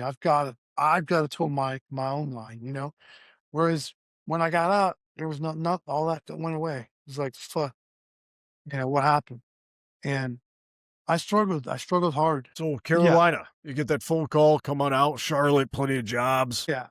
You I jump. came out to Charlotte and it took a little bit to get settled and get on my feet, but eventually I made it uh to Johnson C. Smith University. They had a police department. So I applied there and really interesting. I met some incredible people there. What's up? Yeah, no, I'm just wondering, was you, and I don't want to get too far ahead and then come back to it. That's why I want to interrupt you. Was being a cop like what you wanted to do, or was it the only option, or did you think about it might be the closest thing to get you maybe some structure and some purpose again? Well, it's funny you mentioned that. There were options, there were choices. My first pick was contracting. That was high on my radar at that time. I had friends who'd done it, in fact. I had friends who'd done it and succeeded and did really well, and I had friends that done it and never came back. Well, And so let's talk about that because you mentioned the word contracting, and for maybe people that aren't into it the way you and I were, what kind of contracting were you talking about? so there's a swath of private agencies that are out there, and they will hire people to go overseas mainly, and sometimes even here in the States, and do specific work. And it usually has to do with their like MOS, their primary job or whatever they did in the military.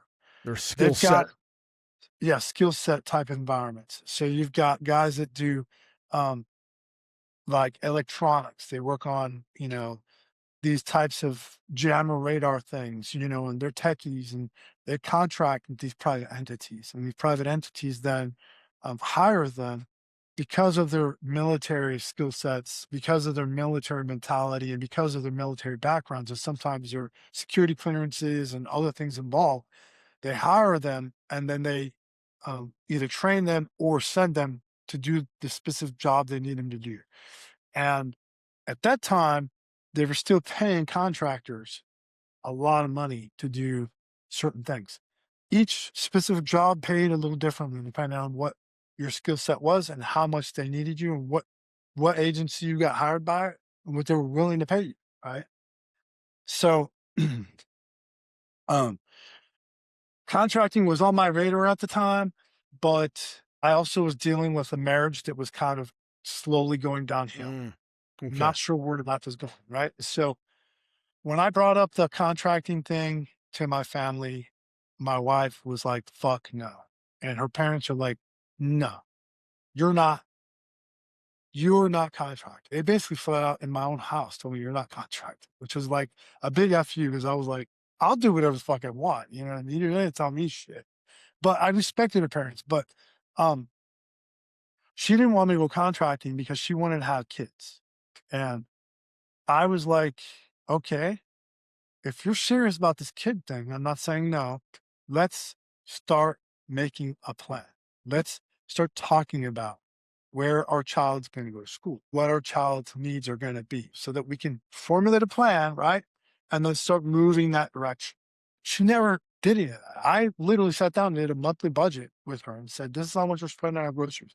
This is how much, you know, I'm making. This is how much you're making, you know, all this shit. And she reluctantly didn't care, I guess, and Mm. she kept bringing up this fucking kid thing, and I was like, I'm not doing it, all right? If you're not serious, then I'm not fucking doing it, right?" It was almost like being held hostage in your own home. That's how I felt, at least, and this is kind of what d had us break up at the end. She ended up having an affair, and I went down to South Carolina to do, training for a contract gig, actually. I was going to be doing some overseas contracting, doing guarding like oil tankers and stuff like that that we're having problems with now in the Middle East. In order to do that, I had to go to the Coast Guard Academy, their firefighting school, through their sea school base, and learn certain things, which it was a good fit for me because I came from the Navy, so I already had small background in doing some of those things. Um, I went down there found out that my wife was doing this stuff. I was fucking disappointed, obviously. I graduated the schools. I came back and I had a talk. And we just sat down and said, "Look, I think it's time that you go your way and I go. We'll figure this out." I had worked at the department, Johnson C. Smith Police Department for roughly probably about a year and a half by that point. Okay, good job. I enjoyed it, but there were things I didn't like about it. Getting spit on, called racist, getting beat up all the time as far as emotionally. Um, I just felt like, dude, my hat's off to all law enforcement, anybody who served in any capacity of law enforcement, because they're like adult babysitters, you know?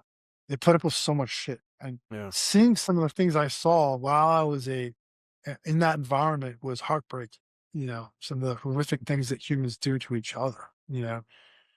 I it just hurt me to my core, and I realized that that's not where I'm happy. Mm. Not like I was when I was a Marine, when I was in control, and I could fucking do things, you know? I still saw violence, I still saw a lot of shit, but I was in control. I didn't have fucking X, Y, and Z telling me otherwise. So I asked for a leave of stay. I ended up uh talking to a company called Aegis, which is a contract agency. They do at the time they did PSS and ERT. PSS is Personal Protective Services and Emergency Response Teams. They ran those. They ran them exclusively through the U.S. State Department. So they had State Department contracts and other ones as well, not just the WIPS stuff, which is embassy and all that stuff, but they had other contracts as well. So yeah. So how did you get into the contracting then? Because obviously, you went through the police academy and then you struggled, or I mean, you didn't like it, it wasn't for you, or the I money. I mean, did you get recruited or did someone come up to you or did I you got go recruited. okay. I got yeah. Um so at the time, and this could all may have changed by now, but at that particular time, I think that time frame was And there's a 2016. And this is a small specific reason why I'm asking you about that, and I want to see if we get into it because you told me a story down in Ridgeland, down at the barn, about some qualification you had to do with the weapon that you used to Yeah. carry, and I Oh wasn't yeah. even aware that the weapon could do that. So you blew me Yeah. away telling me that. So I wasn't sure if that old skill set that you once had anything to do with with that. I thought that was, I mean, my jaw dropped when you told me that. So Yeah. So so so you at the got time, recruited. yeah, at the time you would actually submit applications through a recruiter, and they would go through that process with you. It was tough because at the time there were only a few conglomerates that were well known enough to really apply for, right?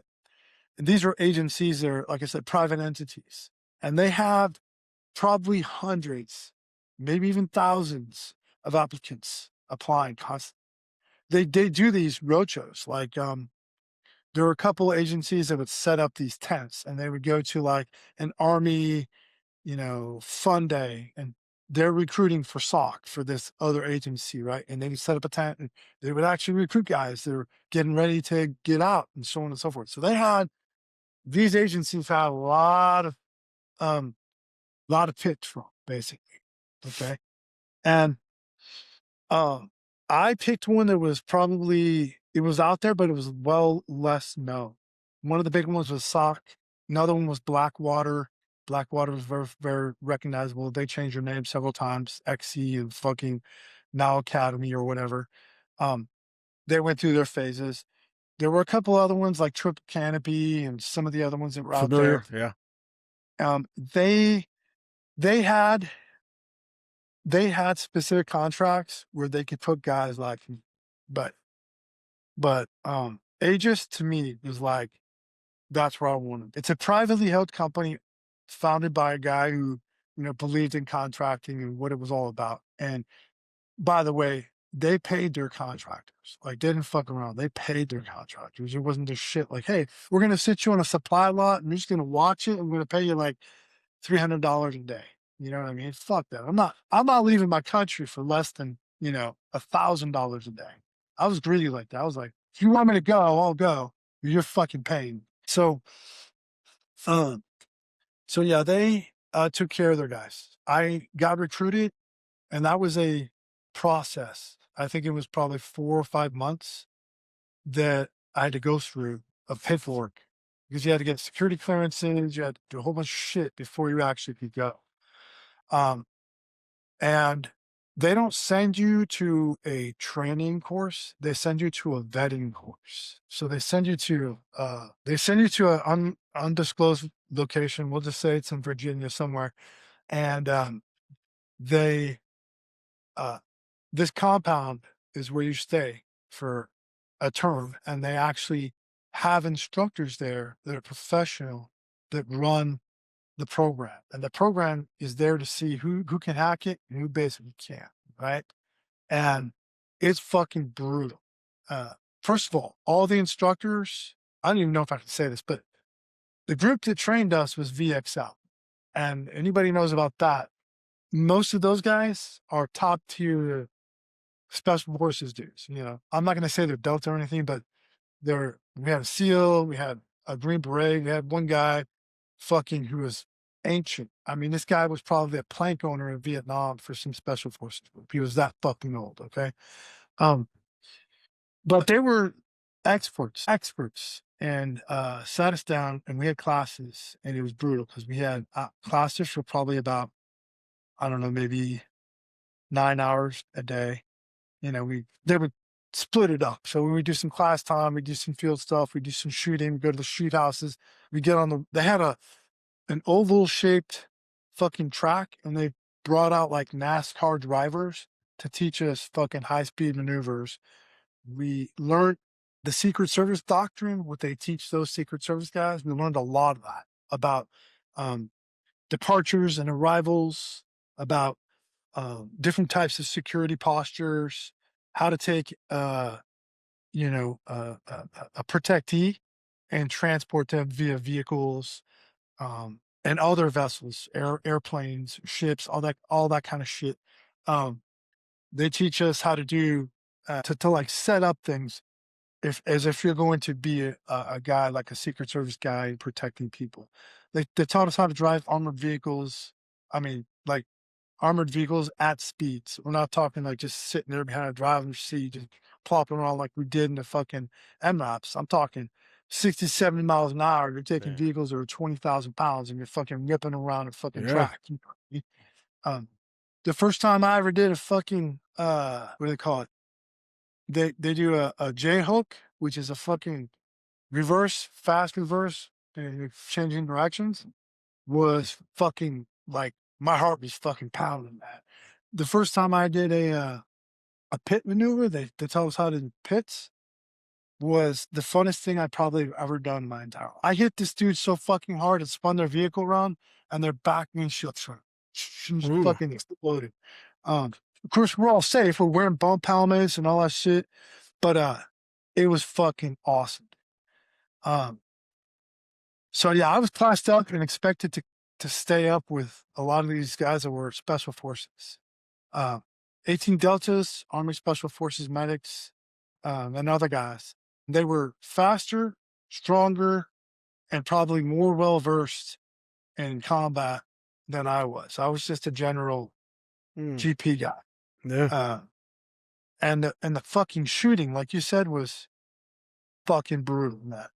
It was brutal. The qualification standards, we had to qualify every 90 days to keep our job. And the rifle and pistol was easy. I mean, I don't know. Some people have problems with the pistol. I really didn't. I didn't practice much with the pistol. But the rifle was, if you were a Marine and you fucking failed your rifle course, you shouldn't be a contractor, period.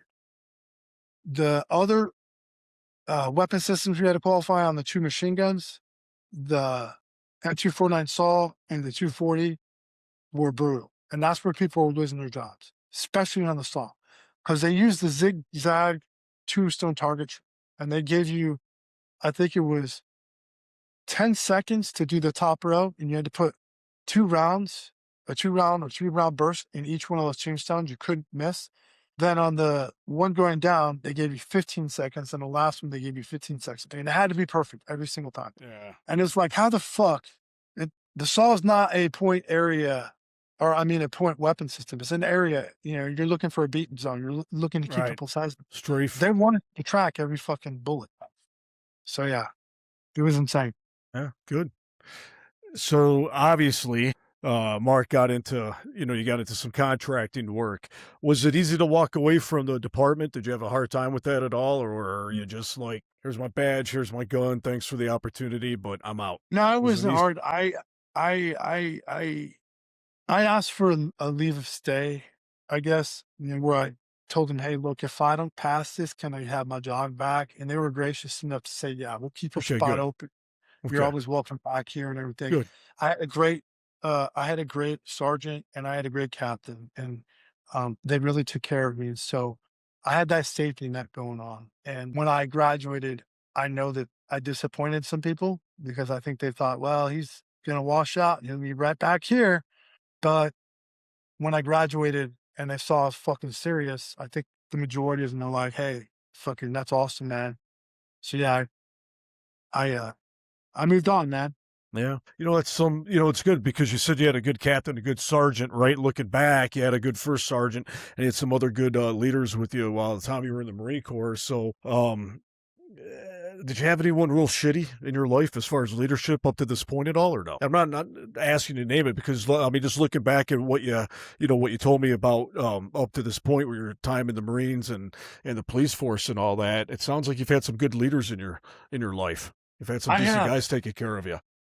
I have. I can't name one that I can think Good, of off the top of my head. I've had good, some fortunate. peers, shitheads, but Oh not yeah, leader. Oh God. right. I Yeah, had some good, peers with fucking good, doozies, man, good. That's doozies. fortunate. So you get picked up at the contract and work. Did you find yourself in any familiar territory? Yeah, yeah. Right Good. back in the sun. I went Okay. to Kabul, Afghanistan. And I worked Okay. out of the US embassy in Kabul. Um, it was interesting because on my contracting side of things, I was open to a whole different world. And there were different ROEs, different things that I was learning at a very rapid pace. And it was pretty, there were a few times when things got extremely kinetic quickly. A lot of times the embassy would take incoming, mortar rounds, fucking RPGs. They volleyed fire RPGs at us. Um, there was a big shift at that time when I went contracting. There was a big shift, and I think it was the beginning stages. I could see the beginning stages of the drawdown in Mm, Afghanistan, especially because we stopped using some of the roads in Kabul itself. Like they forbid us to travel on certain roads, and they shut that avenue down. And it sucks because when you work that hard to open those avenues up, you know that when you shut it down, the shitheads move back into town. And all that meant is the shitheads were getting closer to the U.S. embassy, the consulate, and people were trying to protect. And so I started seeing that at an early onset, and then as I progressed through the years, it got worse and worse and worse, till eventually we ended up giving the embassy back. yeah. How much total time did you spend over there contracting or with Aegis, with this company? Okay, so I started, I think, in 2016, and I ended up staying around till just around the late end of 2019, I want to say, or 2020. Okay. I think it was 20 or somewhere around there. My mom had Alzheimer's, so Ah, I was still working in good standings. The company Aegis got bought out by Garter World International, and Garter World does money trucks. That's how that's what they're known for. That's pretty much how they started. But they started doing international contracting. They bought out companies, um, just the name of the company. I just named them. Blackwater is now fucking whatever entity it is. They bought up Triple Canopy and a whole bunch of other ones that just umbrellaed under okay. Constellar. That's what it is. Constella's just umbrellaed a whole bunch of contracting. So Garden Rules in competition, they bought fucking Aegis, and My honest opinion is when Aegis got bought out, they just fucking plummeted. They went Yeah. because they were cutting people's pay. The guys that were doing my job, they started paying the new guys like $250 a day. What the fuck? You just why are you even here, man? You can go home and make that kind of money at McDonald's. Why are you leaving your family for that shit? You know? Um, so yeah, it just went downhill fast. In 2000, I think 20 or 19, like I said, I came home and I was due to rotate back, and I never went back. I called my Okay. work and said, "Hey, man, I'm done," and which is ironic because they continue to send me emails and call me every so often and say, "Hey, we'll send you over to fucking Ukraine. We'll double your pay." I'm like, "Fuck that! Are you crazy? Fuck that shit." Yeah. So yeah.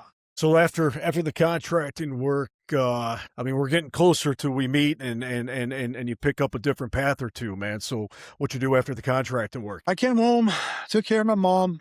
While I was on contracting, I forgot to mention this. I got married, so I met a wonderful lady from Australia, and This was number 3 now? this is number three, the one I'm Okay. currently married to now.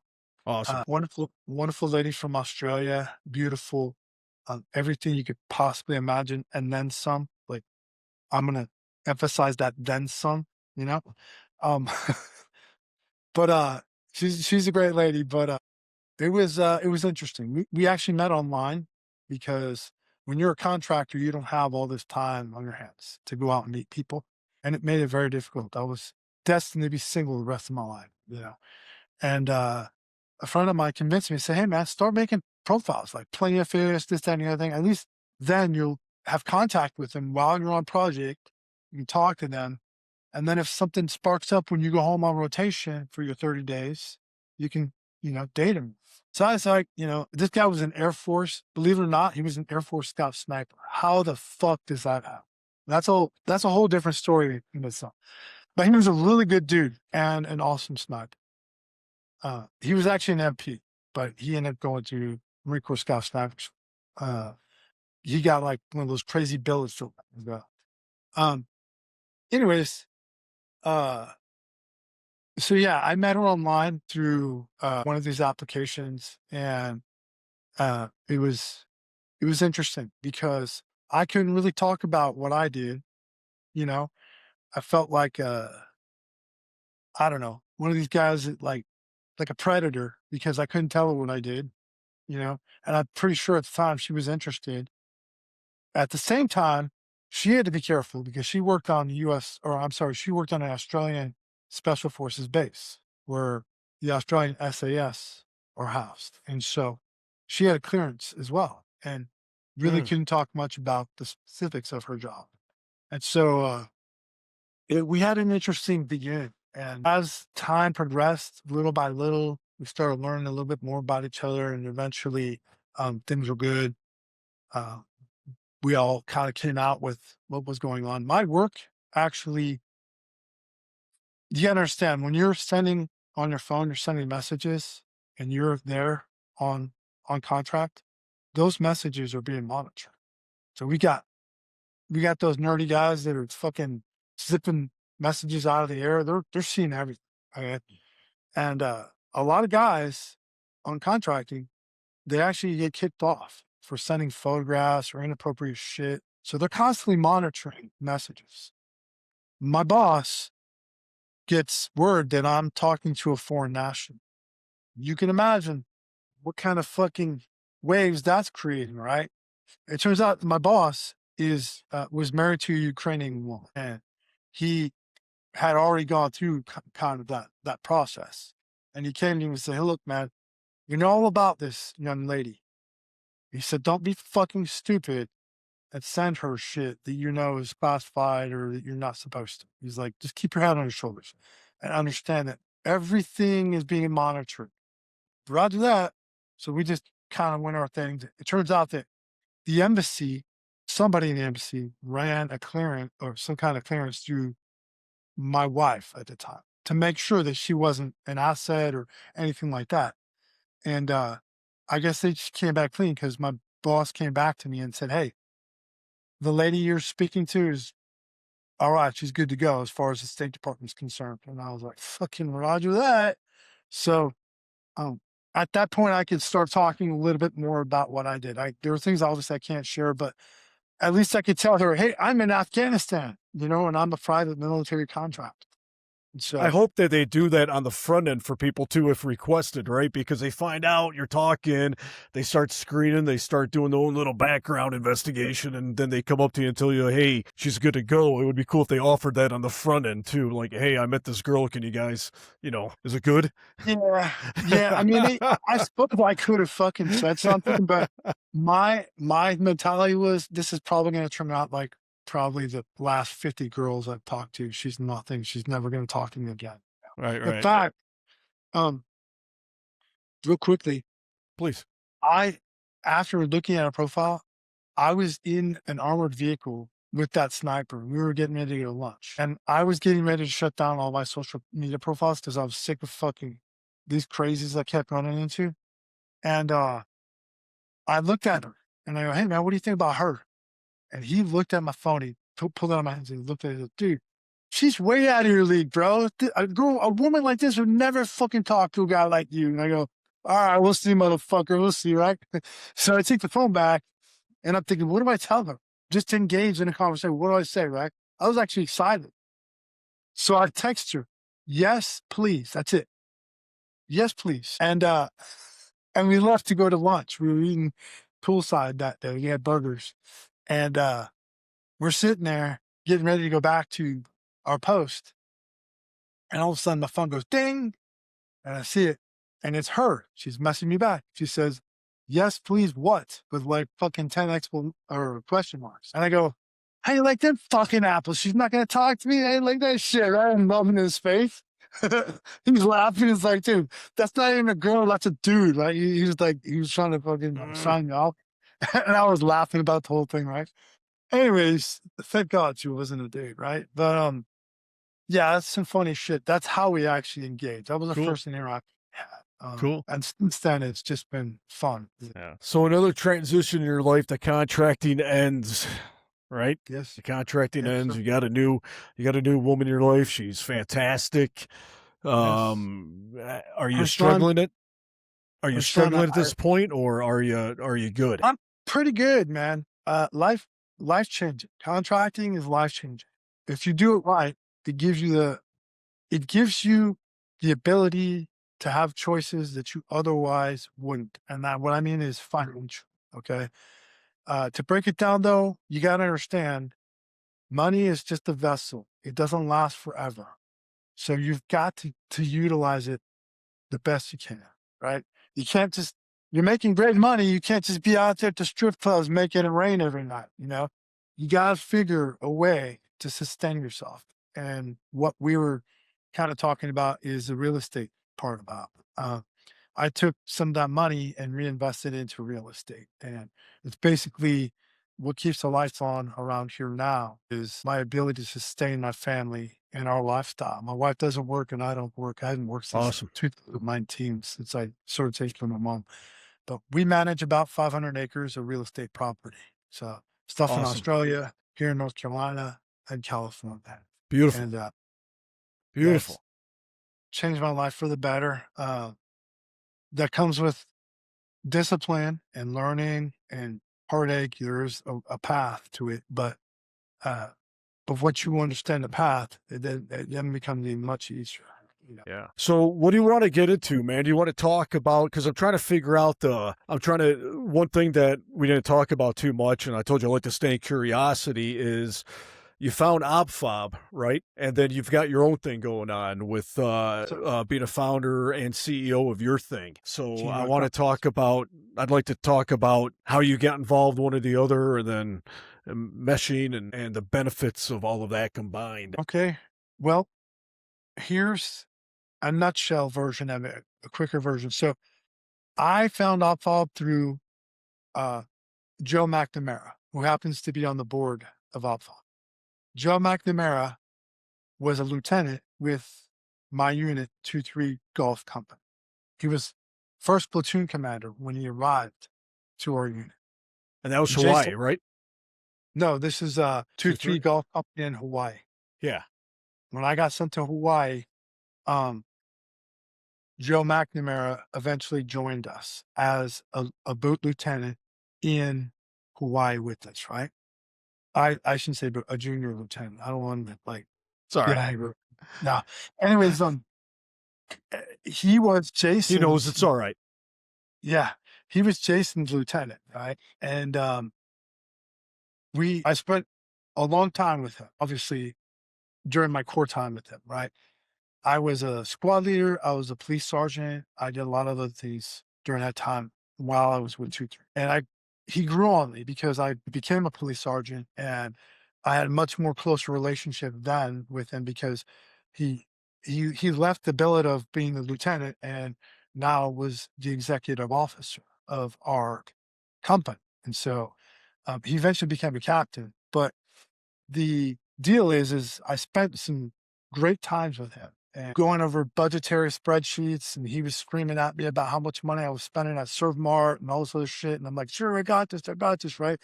And all the time he's getting his ass beat up by by the fucking CEO and everybody else above him going, we're not going to be able to sustain shit. And I'm out there buying, the waffle fleeces and everything for our Marines and shit like this. I wasn't having it. And I was like, yo, if we're going to combat, everybody's getting something. So, so I had some interesting times with him.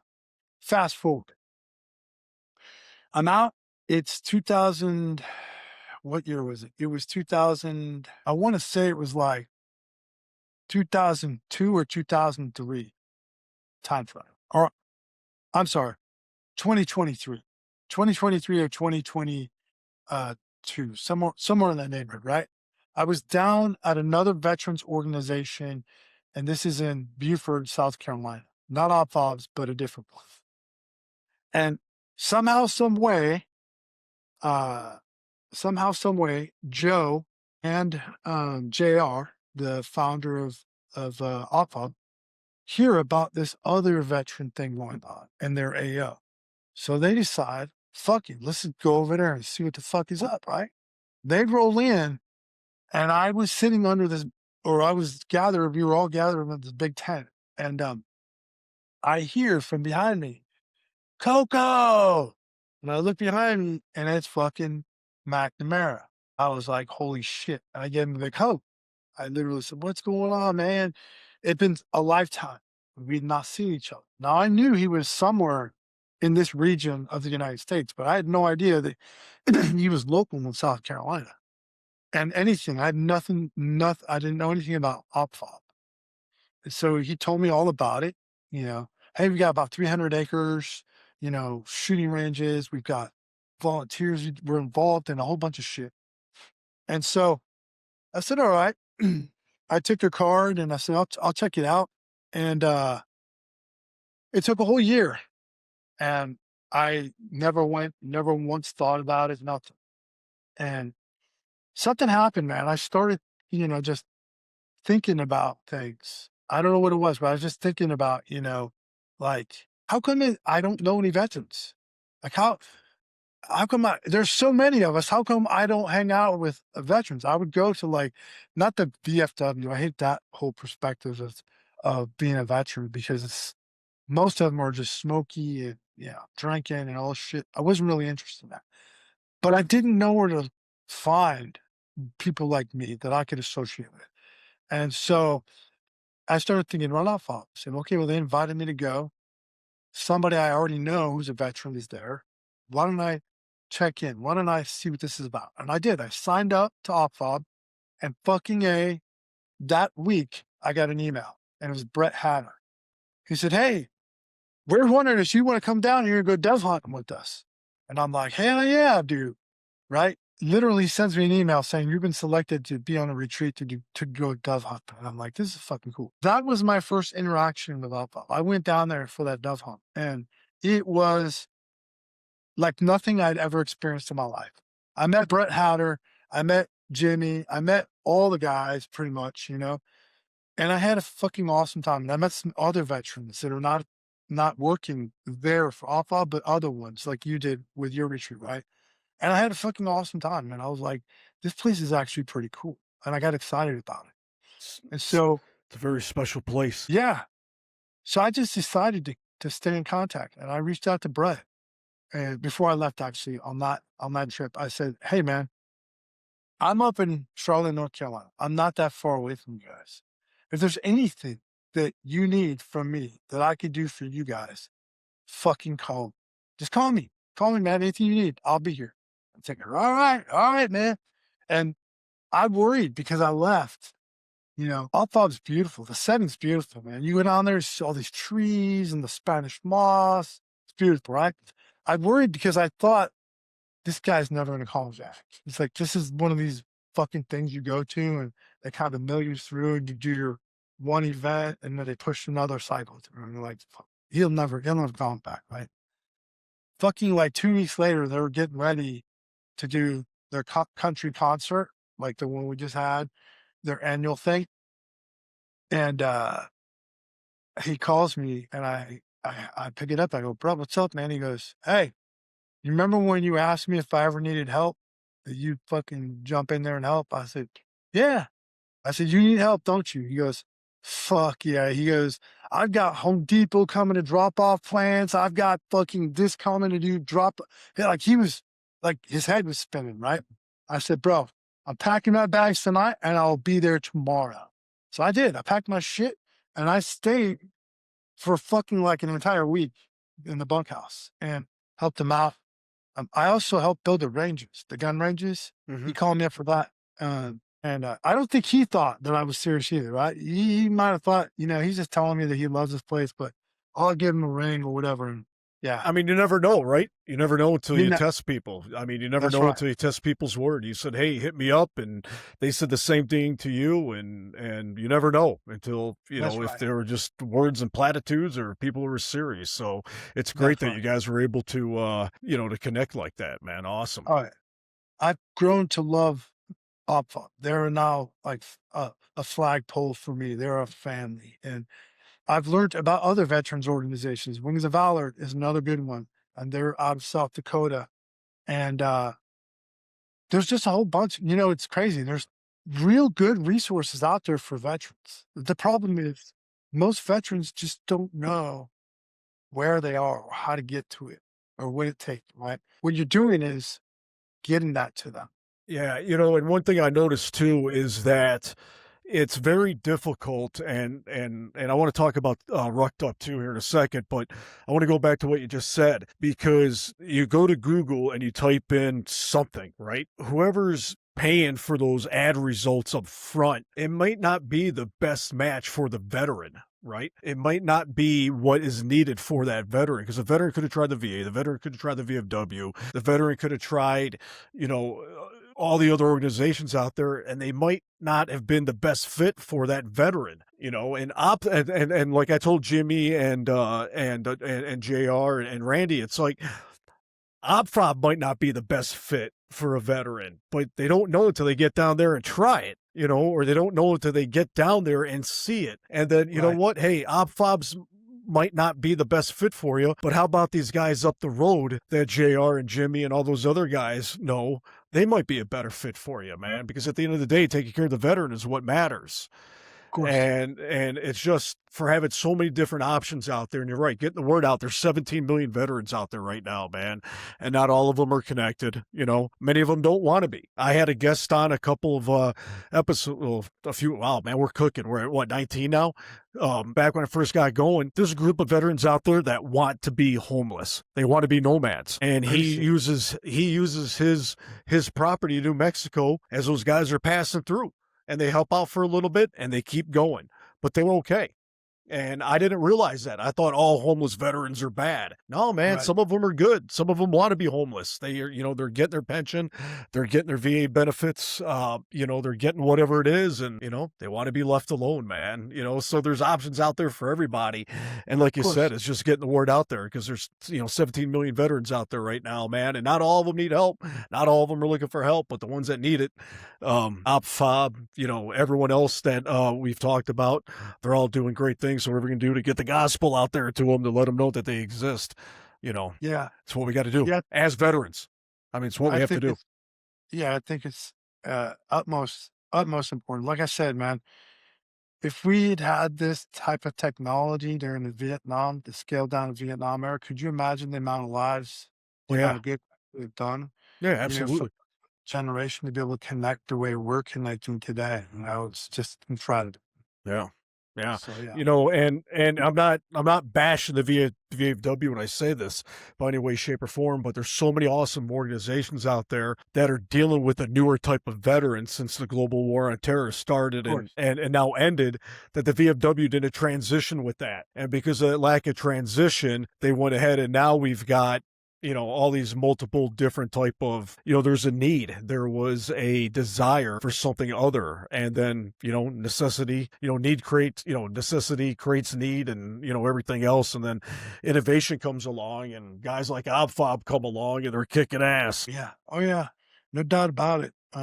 Changing lives for the better.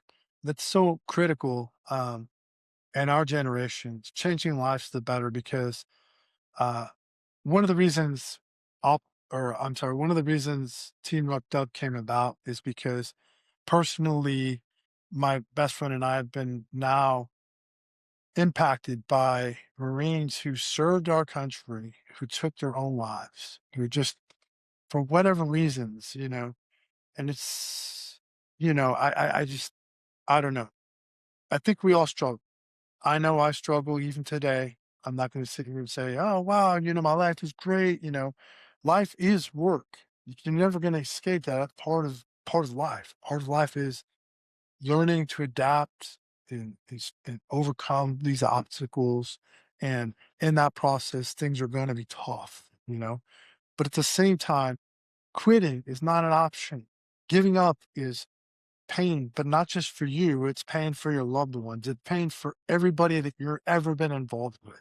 And you just can't use that as an option or an ultimate. That's not the way this is.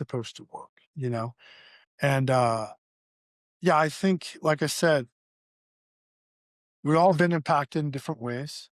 And the good that these nonprofits and some of these new entities are doing are incredible on a scale that I actually think is going to change society as we know it for the next generation, the next future. You know what I mean? And I think that's a positive. I'll see it as a positive direction. I see it moving in a positive direction for sure. Yeah. It's interesting. I think it's nice to, and I'm trying to put together a thought really here fast, but I think it's, you talk about it's setting up society for the future, but what I hope it's doing is setting a standard now that only gets better. Does that make sense? Yeah, absolutely. Okay, yeah, Absolutely. because guys out there doing great work. If people want to get into it, they got some big shoes that they need to fill. But everyone's helpful in this community, and they'll have plenty of people out there that to the do's and don'ts, and the thou shall not do this and thou shall do that, and hopefully the standard is being set to where some of these organizations don't make mistakes of the ones in the past, and we are able to move forward in a very positive and ethical and integrity based forward motion, Yeah. I guess, man. Without getting into a rant, I think you know what I'm talking about, hopefully. But what's But up yeah, with team? So what's up with Rucked Up, man? What are you guys? What are you doing? that stems the whole development came from well, basically both Jason and I, Okay. he's my partner. This Marine I spent 10 years with, right? Um, we saved each other's asses so many times. But anyways, long story short, one day he calls me out of the blue. We have always kept in contact. Uh, but one day he lives in Missouri. So I'm here in North Carolina. So there's a great distance between us. We don't see each other, but maybe once or twice a year.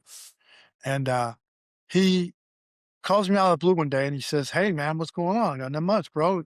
I go, "What are you up to?" He goes, "Man, I'm doing this competition."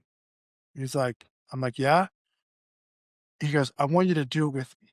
And I'm like, "Well, what is it?" And he said, "It's a last person rucking contest." Like he said him a conviction, like rucking contest. I'm thinking, rucking, you mean like putting weight on our backs and carrying it for long distances like we used to when we were Marine? And he goes, "Yeah." And I go, "Fuck that. Are you crazy? Dude, I said, I'm 52 years old. That shit's for the young bucks, man. We've already served our time. That's crazy. Why the fuck would you put yourself through that shit, right? I mean, I'm a pretty physical guy. I like to work out. And this is something that obviously not new to me, but I have now sustained myself. Before, like if you saw me a year or two ago, I had a little beer belly going on, like stepdad body going on, and I wasn't in good shape. But since that last year and a half, I've been taking better care of myself and making my physical health, along with mental health, a priority. Anyways, I was like, fuck no. And I could hear the fluctuation in his voice. And he was like, all right, like, man, I still think about that phone call, man. I think about, damn, I let him down. Mm. This is the guy I told, if you're ever robbing a bank, you better include me because that's how we do shit. You know what I mean? I'm with you on everything. And here I am. He's calling me out saying, hey, bro, I want you to do something with me. Probably because he just wants to spend time with me and hang out. And I go, fuck, are you crazy? Right? I really took a dive like for a day or two, man. I was like, what kind of dick does that to their best friend, right? So I got on my computer, started Googling it, and started learning more about this fucking rucking event. It's called the Athlon, and it's in Tennessee. They do it once a year. And essentially, you got to run 2.5 miles. You don't have to run it, but you have to complete the 2.5 miles in under an hour. It starts at 07 in the morning on a Saturday, and it just keeps going. Every hour on the hour, you have to be within this enclosed square that they mark off to start your 2.5 miles. And you just keep going until the last person drops out, right? I was like, shit, this could be something cool we could do together, I guess. It's not that bad. It's only 2.5 miles. Like we do 3 miles in Marine Corps. How bad could it get, right? So I went online, I paid my $150 fee or whatever it was, and I signed up. So then I call him back the same day. And he picks up, he's like, what's up, bro? I go, you know that shit you were trying to rope me into, that fucking last man rucking stuff? He goes, yeah. I said, I'm in, bro. We're doing it together. He was so happy that I think he dropped his phone, right? And I Awesome. could hear him yelling, we're going to fucking crush it. And I'm like, oh yeah, there's going to be some crushing, but I don't think we're doing any of it, right? So we had a little over probably 3 months before the event, which was earlier this year. And it became this thing where we started training. Like we bought different rucks that we were going to use. He actually made his own ruck and designed it. We had to have 30 pounds of weight on our back. Males had to run with 30 and females had to run with 20, right? And we had this strategy of, are we going to run the flat parts? Because there was a slope. There was actually a hill you had to run up. It wasn't just all flat. You had to run up this hill. And then the coming down the hill part was fucking brutal. It was much brutal than I thought it was going to be. It literally is just a wash. You were running in, and it's loose gravel on both sides, and you're inverted looking down a mountain, and you're trying to move without sliding too far back or tumbling over and doing Marcus trail down the side of the mountain, right? So it was brutal, man. We ran, we kept each other in check. We were talking every day on or not every day, every Friday we were doing a video chat, which we still do. But through the process, we kind of developed this thing that, man, we could really inspire other people to do this. We could Yeah. really take this a different direction and really market this, and then take that money we earn and then pump it into good organizations that will take that money and do some great things for people, right?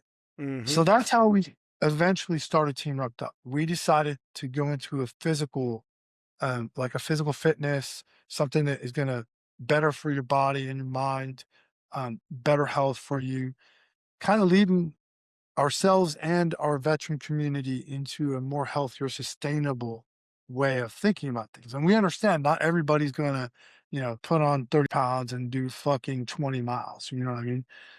But doing just 1 mile every other day, you'd be surprised at how many people we've impacted and said, man, my health's It's getting awesome. better. I'm actually getting off the couch, getting moving again. I'm getting that body and stuff motion. And that was our goal, is to inspire and motivate like-minded people, not just veterans, but first responders, police, even if you didn't serve. We are living in a country that's unhealthy right now. Yes, And sir.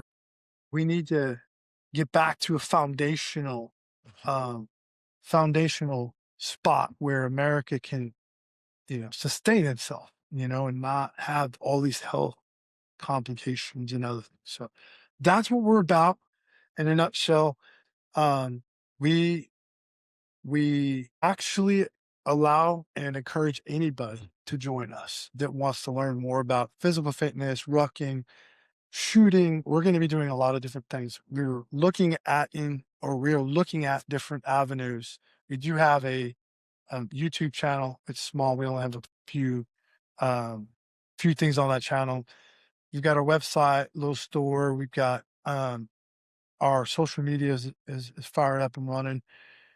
Lately, we've been inactive because Jason is right now geared towards hunting. He's a big hunter, and he's been going on a bear hunting trip. And so we're kind of winding it down a little bit, but we're going to get back into it. And there, we're talking about taking a couple different directions. I actually, believe it or not, started producing music on What? my own. We Yeah, I didn't talk started. about this, man. I'm just learning something. No, I know, I know. I didn't really want to talk about it because it's not all that great.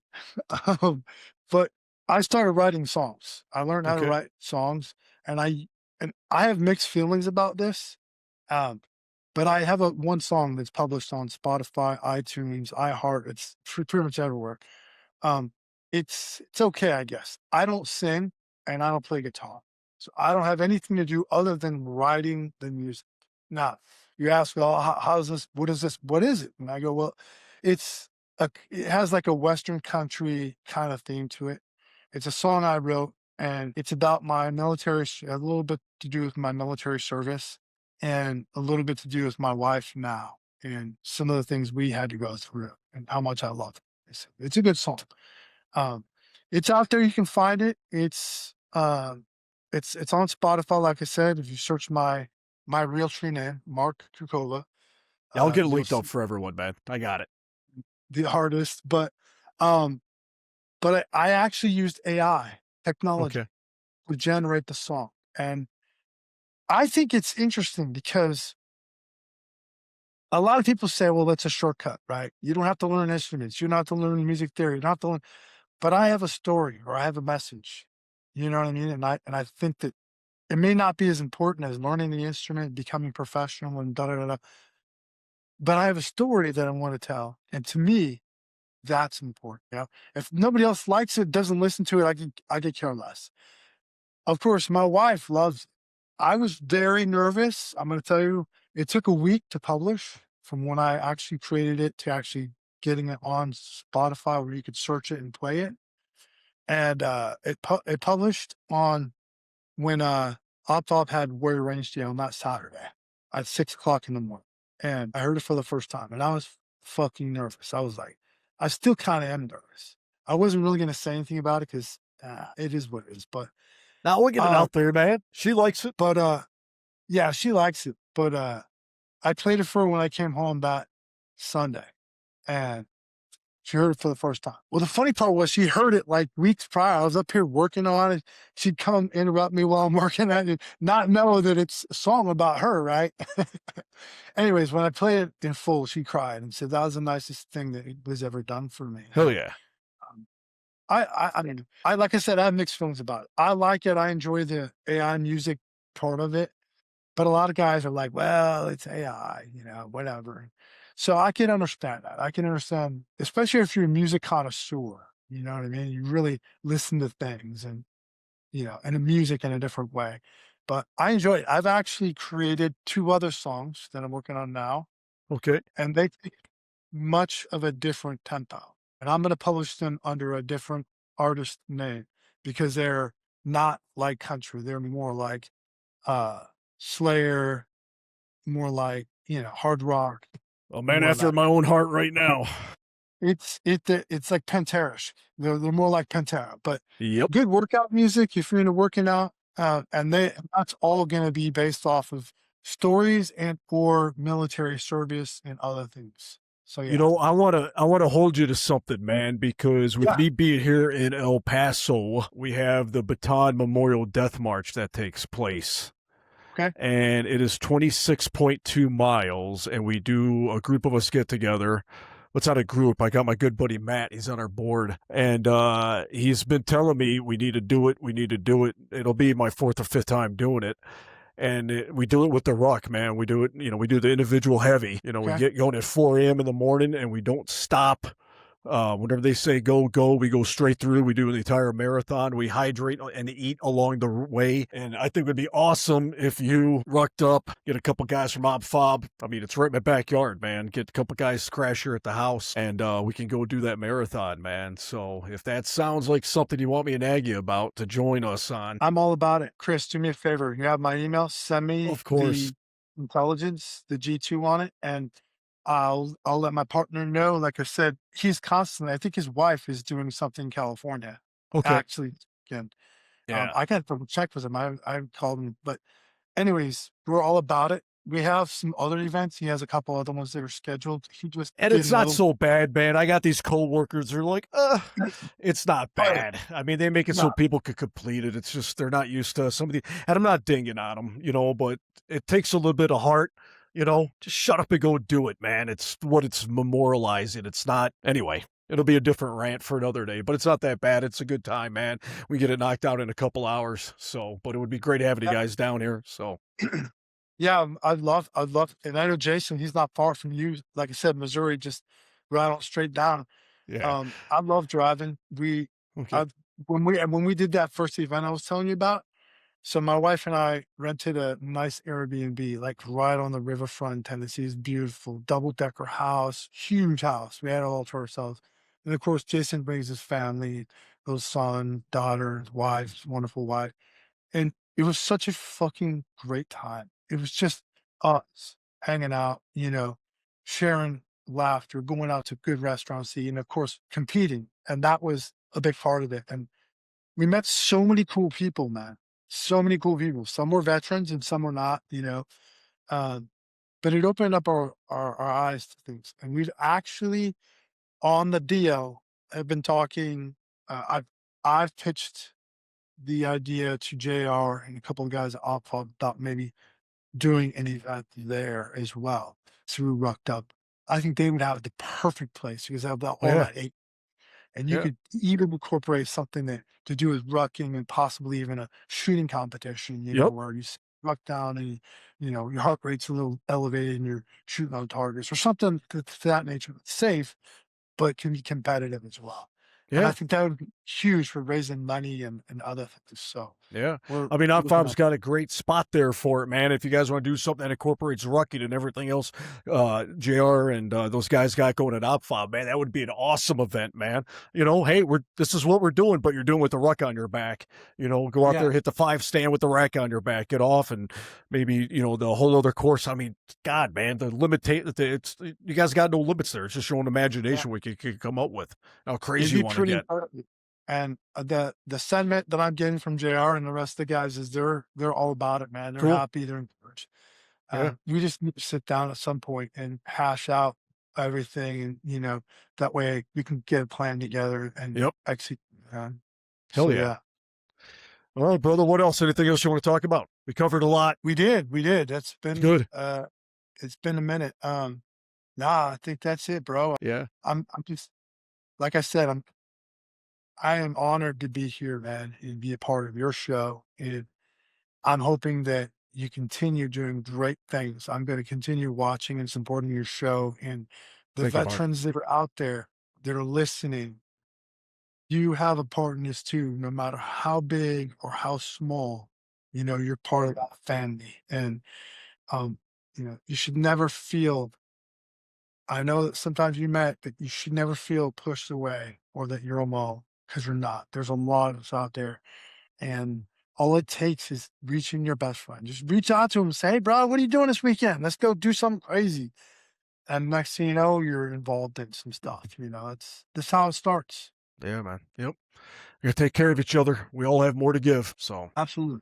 all right, man. Mark, thank you, brother. We are going to get everything linked up for you. Okay, we're going to get the Rucked Up links up there. We'll get your Spotify on so we all can check it out and whatever you got for updates for everything, man. And I'm going to hold you to coming on down here to doing the Bataan Memorial Death March with us, Absolutely. man. And if you get anything hooked up with JR and those guys down there at OpFob where you guys get something going with the rucks, you let me know, man. If I could swing it, I need another trip out there. I'll make it happen. Yeah, man. Yeah, man. Let's stay in touch. You got my number. You got my contact information. Of course. So anything I can do for you at all, just let me know, Chris. Okay.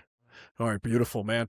Mark, thank you so much for joining us, man. Thank you so much for donating the time to me today. It was an honor and a further blessing on my life, thanks to the guys at OpFob. And I want to thank you for your kindness. I want to thank you for your friendship. So thank you. Absolutely, you bet. Thank you. All right, brother. All right, guys, that was it. We are feet dry. We return to base.